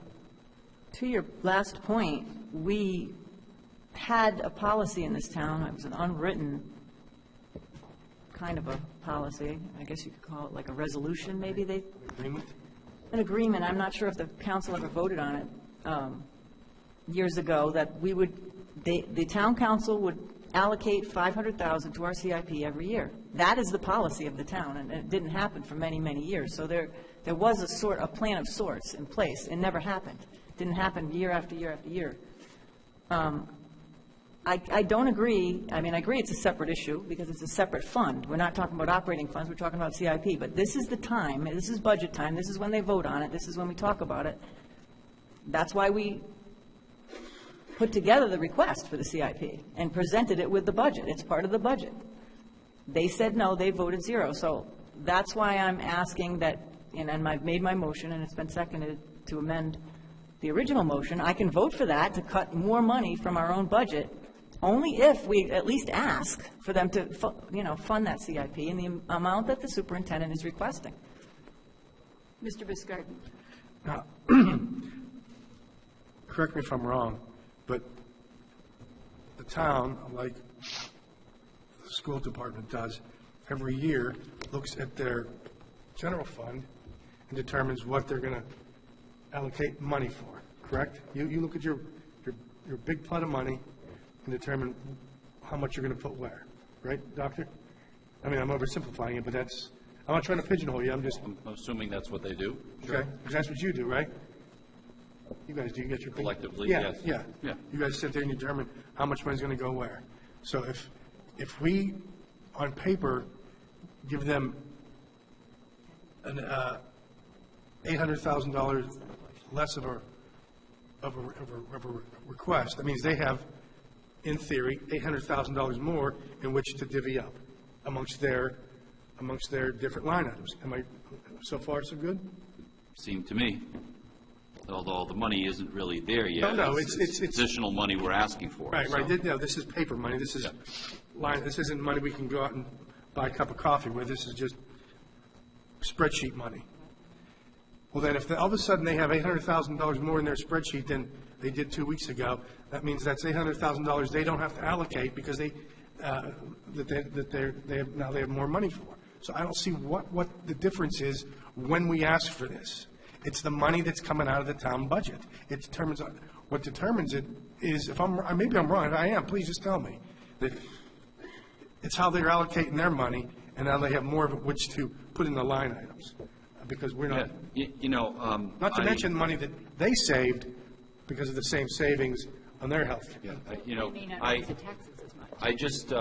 I feel like I agree with your points wholeheartedly, and I just want to not overthink the whole thing. I think what Mrs. Avanzato is trying to do is spot on. I think, we should send them back our request and with an accompanying letter about the CIP item, because I'm very concerned about that piece of it. But it's basically, our job is to tell them what we need. We did that up front, and now we need to make an adjustment, or we don't need to, but I feel we should, given the fact that we don't need that $800,000. So to put this in the most simple terms, we're just asking now we need something different. $800,000 less than the original amount. That amount now is $59,055,000, 55,083. So, and as Mrs. Avanzano points out, we are concerned that, at least preliminarily, they did not support the CIP, and we feel that money is just as important, and that needs to be funded as well. And we have meetings where, you know, I mean, I'm going to be there, I think many of you are going to be there as well, to kind of underscore that point. Don't forget about CIP. And it's one of my goals this year, and it is something that I firmly believe this town absolutely needs, is something like that model Mrs. Avanzano pointed out, where there is, doesn't matter what the budget year, doesn't matter what the election cycle looks like, that there is a commitment year after year to fund the district for its buildings, because they're not going away, and they're not getting any younger. And as many of you have already pointed out, I mean, we're looking at an average of some very, very old buildings that we're dealing with here. So it just is reasonable to expect that we're going to need money to maintain them in big capital projects kinds of way. So, so the simple version is, let's tell them what we need: $59,055 and $600,000 for capital. That's what we need. It's not a matter of adding decreasing 408 and decreasing 800. It's we need $59,055,083, and we need $600,000 for capital. All right, so it sounds like a lot of us are in agreement on Mrs. Avanzano's motion. So, Mrs. Avanzano, I'll let you speak, and then we should take a vote on this. Just one last comment. The town council president said at the meeting, let's not cut the school committee. Let's let them have an opportunity to do the right thing. That's what she said. And Mr. Welsh was kind of bewildered. He's like, well, it's kind of our job to do that. But in any case, that's the direction the council went in. They gave us the opportunity to do it. Now, we're going to do it. So I'm asking them, in the same vein, now they have the opportunity to do the right thing. So we'll see how that goes, because this is sort of a leap of faith. All right, so first we have on the floor, we have an amendment. Lorraine, could you read back the amendment, please? One moment. The amendment was that this committee send a letter to the town council requesting funding of CIP in the amount recommended by the superintendent of $600,000. Okay, all those in favor say aye. Aye. All those opposed? Okay, motion carries. So now that becomes part of the main motion. And the main motion was, Lorraine, could you read that? It was the approval of the superintendent's recommendation that the North Kingstown School Committee reduce the original general fund budget request to $59,055,083 by reducing $800,000 from personnel benefits due to favorable health care rates. And then we would add on the amendment, which we won't have to read again. But does everybody understand the motion we're now voting on? Yes. Okay. So moved.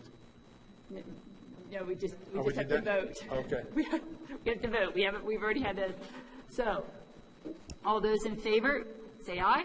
Aye. Aye. All those opposed, motion carries. Thank you very much. Wow, what a great problem to have. Just go away more often. All right, so the next item on the agenda, the North Kingstown contract negotiations. When we last negotiated with and accepted the contract with the Jamestown folks in November, one of the things that Mrs. Clarkin asked at that point is that if we could revisit this issue in March.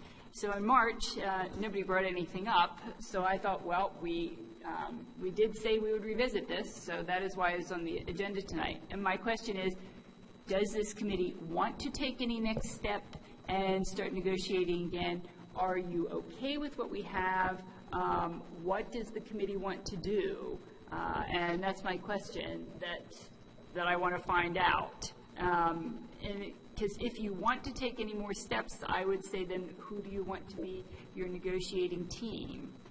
So that is the question as to where the committee wants to go. And if you want to kick this down the road a bit, I need to know. And Jamestown needs to know. Question. I should share with the committee that, and actually, Mrs. Held, maybe I'll ask you, as to what you all are, in your March meeting, you made the decision, well, why don't you guys explain what your committee decided in your March meeting, rather than me try to blunder my way through it. In February, we received a letter from the chair of the Narragansett School Committee requesting to meet with them and their finance director, and we read the letter and put it on an agenda for committee discussion. And at the March 20th meeting, our committee voted to meet with them, and Kathy and I are going to meet with them, I think it's next week sometime. Clear them out. Well, should we at least put together a committee, a group of people, a representation, whatever you want to call it, to discuss? Will you be sharing at some point? Are you going to be sharing what? Well, I assume we would report back to our committee what they say before any further discussion. I don't know at what point it becomes public record, but yeah, at some point we'll report back to our committee about what they said. The letter is in our public record, the letter that they sent us in February, because we introduced it at a meeting. But I don't know what the timing would be. Our next meeting after next week would be the following Thursday. But just like we don't always, tell everybody what we're negotiating or what we're talking about prior to a contract, so Jamestown would not have to advise us of anything that it's in discussions with Narragansett. So, this may not be something that we would necessarily receive any information on. I just want to remind the committee of that. Right. Well, if then, well, I don't know. It just stands to reason, I think, that if Jamestown's going to basically open it up by talking to Narragansett, then we should at least establish a group to determine what our next steps would be, and to come up with, best worst case scenarios and determine what we would do. Mrs. Avanzaro. I would agree with that. That seems to make sense. Just as a general statement, we want Jamestown. Very long relationship with Jamestown. They were going to school here when I went to school here. And lots of lifelong friendships, connections between the two communities. I think it's going to be very hard for Narragansett to put on any kind of comparable offer. That's just what I think, given what this high school has to offer. I think that this committee, from our end, has done a good job over the last few years kind of looking at the contract and kind of getting it in line in a lot of different ways. There were things that people complained about. A lot of those have been addressed. Many of those have been addressed. But I think we're in a pretty good place. There may be a few things that North Kingstown wants to talk about from our end. One of the things that we all discussed had to do with current year costs or whatever, but those things seem minor to me compared to just, this relationship, and is very beneficial to the town of North Kingstown, fiscally and in every other way. It benefits, our high school is very benefited by having Jamestown's kids here. So That's something we definitely want to be competitive, and so I would suggest we do what John said, and have our own group that we can handle issues and respond and maybe compete or whatever. Yeah, and I don't want, I mean, maybe the phrase Jamestown choosing to open it up didn't mean the connotation that it sort of has. We're responding to a letter that we received, and we're not conducting, even though this year was the 5th year for our every 5-year high school review full process, we just feel we need to do our due diligence in keeping, getting the information. I'm sorry, I didn't mean it to sound the way it did. No, I figured you did. You know, Just, it wasn't, we didn't go. right, yeah, I understand. No, I'm sorry if you took it that way. That's okay. Julie, I didn't mean to come off like that at all. Mr. Jones? Thank you. I mean, our recently updated contract has certain timelines and things in it, so I would suggest just let, we have a commitment to Jamestown for next year, and we go with that.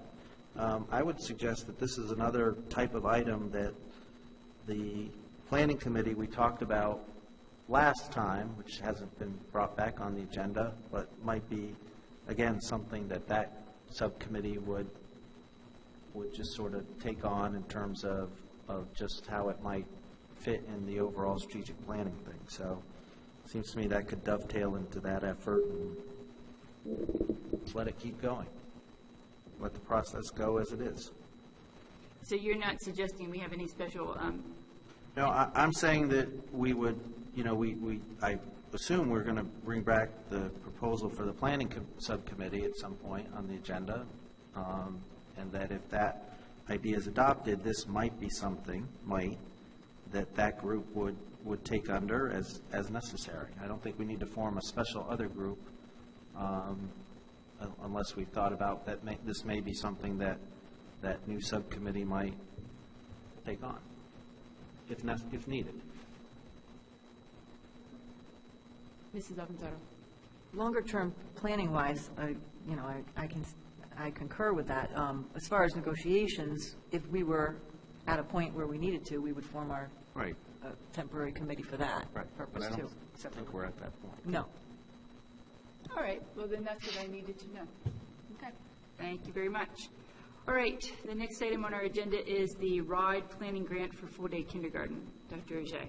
This is, as many of you know, I've talked with you individually and as a group in past meetings about what I see as a need for the district to start to pursue full-day kindergarten for all of its schools. And it is an item that I was looking to really pursue for next year. As you know, we have a number of goals for this year, and we certainly have plenty on our plate. And this past week, on Tuesday, April 1st, I received an email from the commissioner. As you know, they have some money that they have set aside with startup costs for districts that are planning to implement full-day kindergarten, and they have not gotten enough response on that. So they have kind of pulled back a little bit with the remaining money that they do have, and if the money is expended by June 30th, they are offering $10,000 to districts to start the planning of full-day kindergarten. And I called their contact, Kristen Green, and spoke with her a few times, and they are okay in the grant that we do not necessarily need to commit to full-day K at this point, but that we would be using these funds to begin the process of building a case for full-day K. My I guess informal timeline on this right now would be that we, with this money as an incentive, that once established with RIDE that we would be supported in this way, we would use the money to pursue a consultant who would start to work with the district in the remaining months of spring into the summer and put together a kind of a task force of members from the North Kingstown Schools community to put together a proposal for the school committee to take place in the September-October timeframe. Give that a little time to get some public response and to think about things, and by, say, Thanksgiving, that we would have a commitment from the school committee one way or another if it wishes to pursue full-day kindergarten in all of the schools in North Kingstown, and what that would look like. So a lot of this legwork would be, you know, in talking with RIDE about this, they feel, I think their initial intention was, well, if you're looking to do this anyway, we'd like to give you this money. My feeling is, we don't know if we want to do this anyway, but what we do know is that I know the school committee and the public are going to want to know all the details before we dive in. So can we use the money to create that, to put together what would it look like, what would all the details, are there options for phasing this in over a few years, starting with certain schools and moving in that sort of a way? What kind of options do we have? And I think, I know that the school committee and the community as a whole would like to know what those are before taking this leap. They have told us that, you know, they can work with us on this schedule where we would be getting the money up front, but spending it over the course of the summer and fall, as I mentioned. And this is a grant where Mr. Jones had asked about this. There will be no matching funds that are needed. This would be $10,000 to, as long as it's used for the purposes of planning for potential full-day kindergarten in your district. This is something the Commissioner feels very strongly about and is doing everything she can short of mandating it to communities to make it happen. All right. Discussion. Should we have a motion first? Yes. Is there a motion to approve item 5C? So moved. Is there a second? I'll second it for discussion. Okay. Discussion, Mr. Jones. Thank the superintendent for communicating with RIDE and clarifying some of those points. My one concern would be is, you know, hiring a consultant and all that, all well and good. I'm always concerned when we're already prejudging the outcome of a consultant's plan to say that the solution is this. I would hope that the consultant would come in with options and not pre-biasing a specific solution or not in terms of that. My one concern would be that we fully clarify that no district funds are going to supplement this effort. Well, I guess all I can say to that, I don't know if Mrs. King wants to weigh in, but we have looked over the grant language. You have a copy of it in your packet. Nowhere does it talk about matching funds, and I specifically asked Kristen Green, the RIDE liaison for this, and she mentioned that is not correct. Right, and I appreciate that, Dr. Ojay. My point is not matching funds. Just as the course comes through, if we find 10 grand is not sufficient to meet the thing, that the district will not commit any additional funds beyond the 10K. I feel comfortable saying that, in that I was hoping to start pursuing this without the $10,000. You know, in finding whatever funds that we would need and using district personnel as much as possible. So this would be, I think, a better approach, and would give us a little more leeway to, if we do need to spend some money, that we would have it available to us. Mrs. Avanzato. This has been a topic for, I don't know, more than 10 years. Long time. I don't even remember when the first time I heard it, 15 years ago or something. And it's sort of like the sewers on the town side. It's something we should have done a long time ago. And if we had done it a long time ago, it wouldn't hurt as much as it will now, financially. I think pretty much all educational experts are going to say, and have, that studies show full-day kindergarten is better as a parent. People know that it's difficult having them in half-day because it's a crazy schedule. I mean, I think some people enjoy it if they're home. But overall, it looks like that's where everyone is heading, that's where the society is heading. It's a huge cost down the road, and of course, that's concerning, because it's just going to be a path that we start down, and we won't really be able to turn around on probably once we get going. But on the other hand, we're getting $10,000. We don't have to put any money into it to look into it. So, I don't know, I have some concerns about where this leads us in terms of, like, funding down the road, when we're having trouble getting the funding for, keep the buildings up, you know, that's a concern. Now we're going to add on full-day K, which I know is something that would benefit the kids, so I guess, yes, just throwing out there the different issues. Yeah, but I would say this will not necessarily add on full-day K. What this will do is this will give us an idea of just how much that would cost. And so then it would be something that would become incumbent upon the next school committee, actually, to probably say whether they wanted to start down that road to explore if the funds were there or not, because you'd have a truer picture of what full-day K was really going to cost the district, and if people were willing to make that. So that's what I do see is this is at no cost to us to basically get background material to decide, would this be something we would going after or not?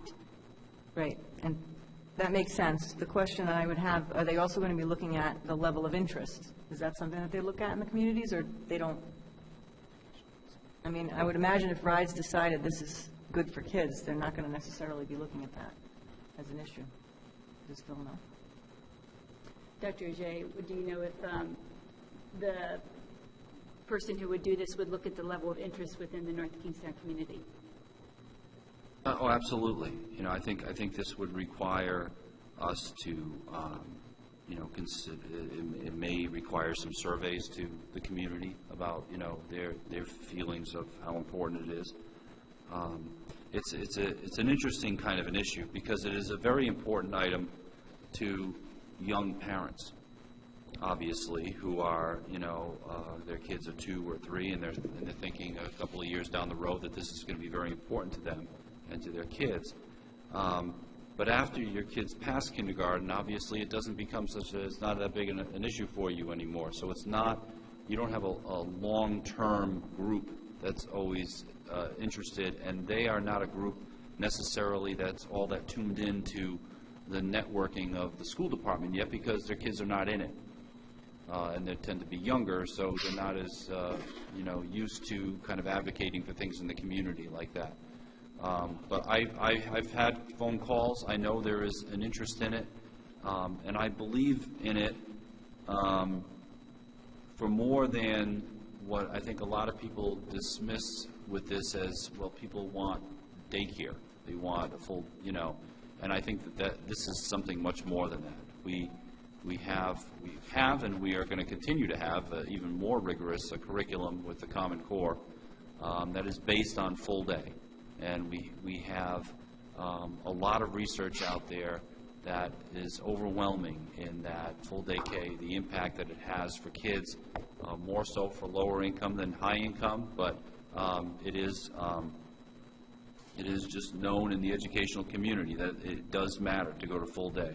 You're doing better by the kids, and that's the bottom line for me. That's what we have to be all about, and I think with enough planning by the right people that we can find a way to get this done. It may be a multi-year type of phase-in type of approach to make it easier budget year by budget year to get to that point, you know, particularly as enrollment in the district in other areas reduces. I think there's something that we need to look at here in terms of the potential for funding to come back from charter schools for this regard.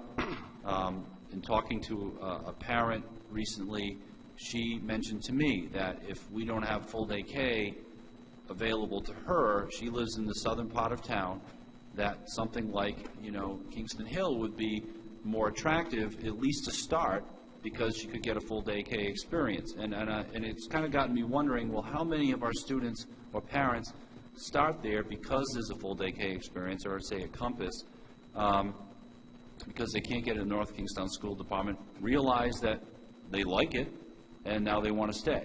And that's revenue for the North Kingstown School Department that just is never happening, and may have been happening all along if we had the full day K experience for them right from the beginning. I don't know if that's a big item or not, but I know it is on the minds of at least some of our parents. So I think it's worth making this, it's not even really an investment on our part. It's grant money that will be given to us to really dig deep on this issue and find out all that we need to know. I mean, I'm even at a point where I've done some kind of casual research around this and to see, kind of what we would need to do around the district in terms of staffing and money. But I would like to get an outside expert's opinion on this and really have a committee dig deep into, what would be the impact that we could expect for our kids, what would it mean about staffing, what would it mean about the space in our current buildings to do it, and what could we expect in terms of the revenue that we would need to have it, and is there any relation to that and the area private schools, the area charter schools that kids and their parents may be electing to go to, because we don't have that option right now. I'd be interested in finding that out. All right, if there aren't any further comments, why don't we get and take a vote? All those in, Mr. Biscardi. I was looking for some information and I can't find it. I'm going to ask you a general question. Sure. I know it's in here somewhere and I just can't find it. As far as the enrollment trends, do you see the enrollment trends increasing for kindergarten age kids? Have we seen a spike there? I mean, have we seen, where are we? I'm looking for page 72 in this book and I can't find it, because that would tell me what I'm. Yeah, I don't have that. That would give me my answer, but I can't. Overall, for the district as a whole, I know the enrollment trends are tending to go downward. Right. But, I mean, where, Yeah, I can't tell you specifically about kindergarten age. And I think no matter what, we never really have a complete picture, particularly around kindergarten, because there are so many options for parents and that they may choose. We always have probably the most difficult time planning for kindergarten and then first grade, because we're wondering how many kids are at other full-day K programs and how many would come back to the district for first grade. So those are, we've gotten pretty good at it, but those are always the toughest two grades to predict in terms of how many to expect in the upcoming September. I imagine that would be an important aspect to look at with this grant money, to see from a demographic standpoint in North Kingstown. Absolutely. How many kids actually are here, kindergarten age, how many of those kids actually attend North Kingstown, and then it would help determine if, how to proceed with the full day K. All right, thank you. All right. So we have a motion on the floor and a second. All those in favor of the RIDE grant, say aye. Aye. Aye. All those opposed? Okay, motion carries. All right, this brings us to policy. So this morning in our policy committee, one of the things that we discussed was the search policy. Based on the discussion from last time, we had talked to Mrs. Carroll as to what was, if this policy met what we needed to by state law, and she said that it did. But after our discussion this morning in our policy meeting, we were prepared to present the policy to the committee without the number 2 on page 2. So if the committee wanted to pass the policy without, it would take out the sentence, the questioning of students when law enforcement are not present will be conducted in a professional manner. It would just take that all the way out. So. I'm going to make a motion to pass the policy, taking out the last sentence. Second? Okay, so we have a motion on the floor and a second. Discussion. Mr. Jones. Thank you. I agree with with the motion that number 2 really didn't add anything and taking it out, my comment would be for the policy committee is that, we have a rather lengthy part on searches, and we get to interrogations, and we have one sentence which deals with when law enforcement is present. But, there's multiple scenarios here. There's school officials with law enforcement present. There's school officials on behalf of law enforcement. There's school officials based on just school official policy or rules violations. There's school officials based on situations of emergency, non-emergency, where, there's basically minor infractions or potentially expulsions or suspensions. It seems to me this is an area that just requires a little more examination in terms of different scenarios, and the committee giving some general guidance in terms of how certain types of situations should be generally approached. I fully agree that you can't cover every scenario, and you do not want to remove the flexibility and the professional judgment of administrators, but I would also argue that there are some basic guidance items which I think could be incorporated in a policy to clarify some of these different scenarios. So, I guess I would say in terms of how it is, it's fine, but I would say that it's incomplete in terms of as a final policy. Well, and the policy committee regularly looks at things that they want to bring up from time to time, so this does not preclude the policy committee from bringing this up again in the future and looking at this policy further. So this is just a small change at this time. We can accept the change and then look at this again at a future date. Is there any other discussion? All right, all those in favor of JIH with the last sentence take out, say aye. Aye. Aye. All those opposed? Okay, motion carries. So the next item on the policy committee agenda, is item BE, school committee meetings. And there have been a number of changes that have been made on this. Some of them came from, were suggestions from our clerk. On page 1, in terms of the regularly scheduled places, this would be according to the state law that we, basically that's what we're saying. Rather than having in there something that we do not need to do any longer, and always having to try to catch up with what the law is, we just took out the posting and said it would be according to state law.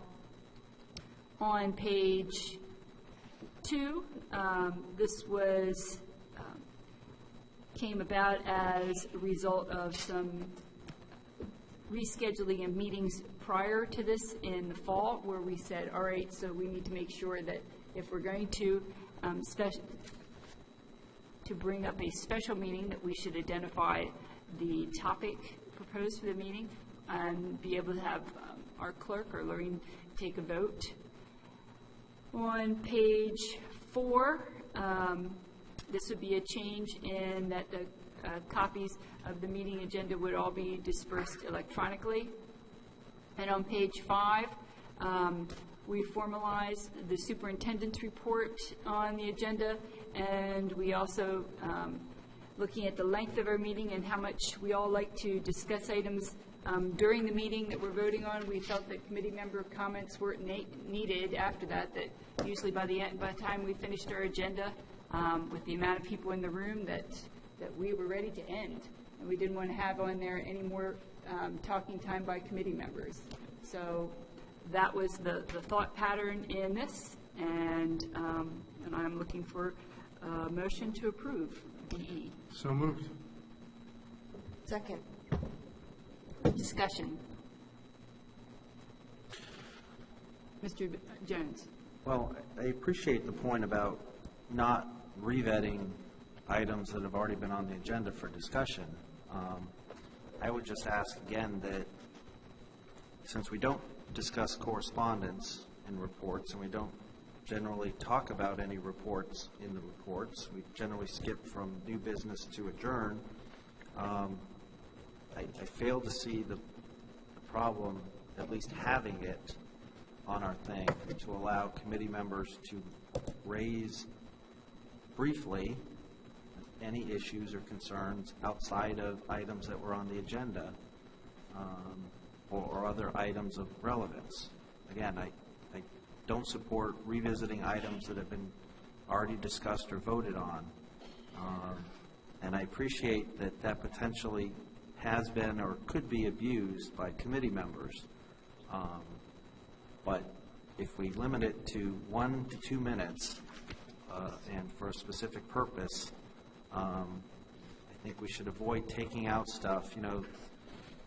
2 years ago, 4 years ago, whatever it was, the charter review took out something without really thinking about the implications. They took it out based on, 1 or 2 people or their perceptions of 1 or 2 people or the functionality of this committee. I'd hate to see us take out something for the same rationale. Well, that is agreed, but it is not something we've had on the committee. Because you haven't put it on. It's in the policy, but you haven't put it on. So that's another reason why we don't need to have something that we're not using anyway. Well, it's been requested you put it on, but you didn't. Mrs. Avanzato. I agree in theory with what you just said, Mr. Jones. But unfortunately, I can't agree in practice because of a member that we have that dominates. And there are 2 problems with that. 1, he dominates. And 2, at the end of the meeting, it's always crazy negative, like yelling and craziness and chaos.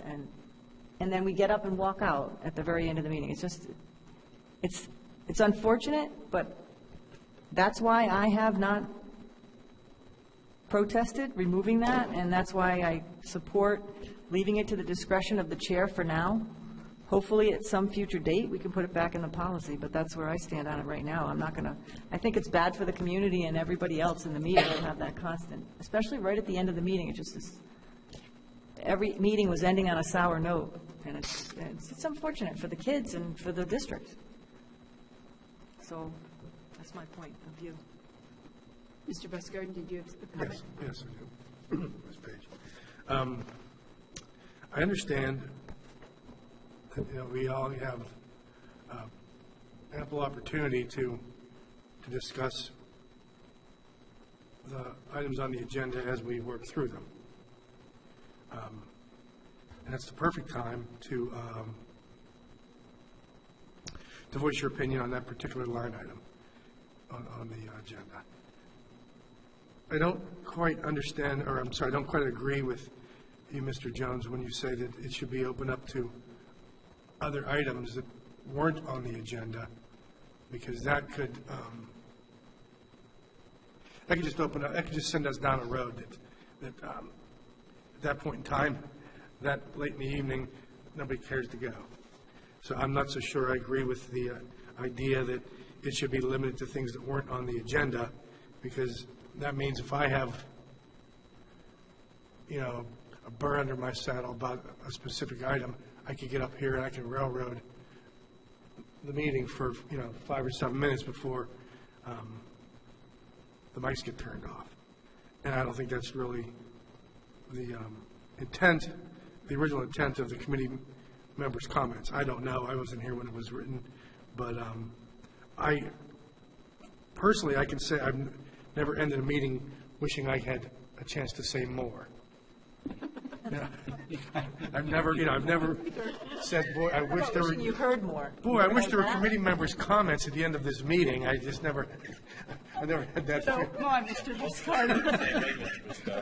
So, while I understand why it's there, but I don't.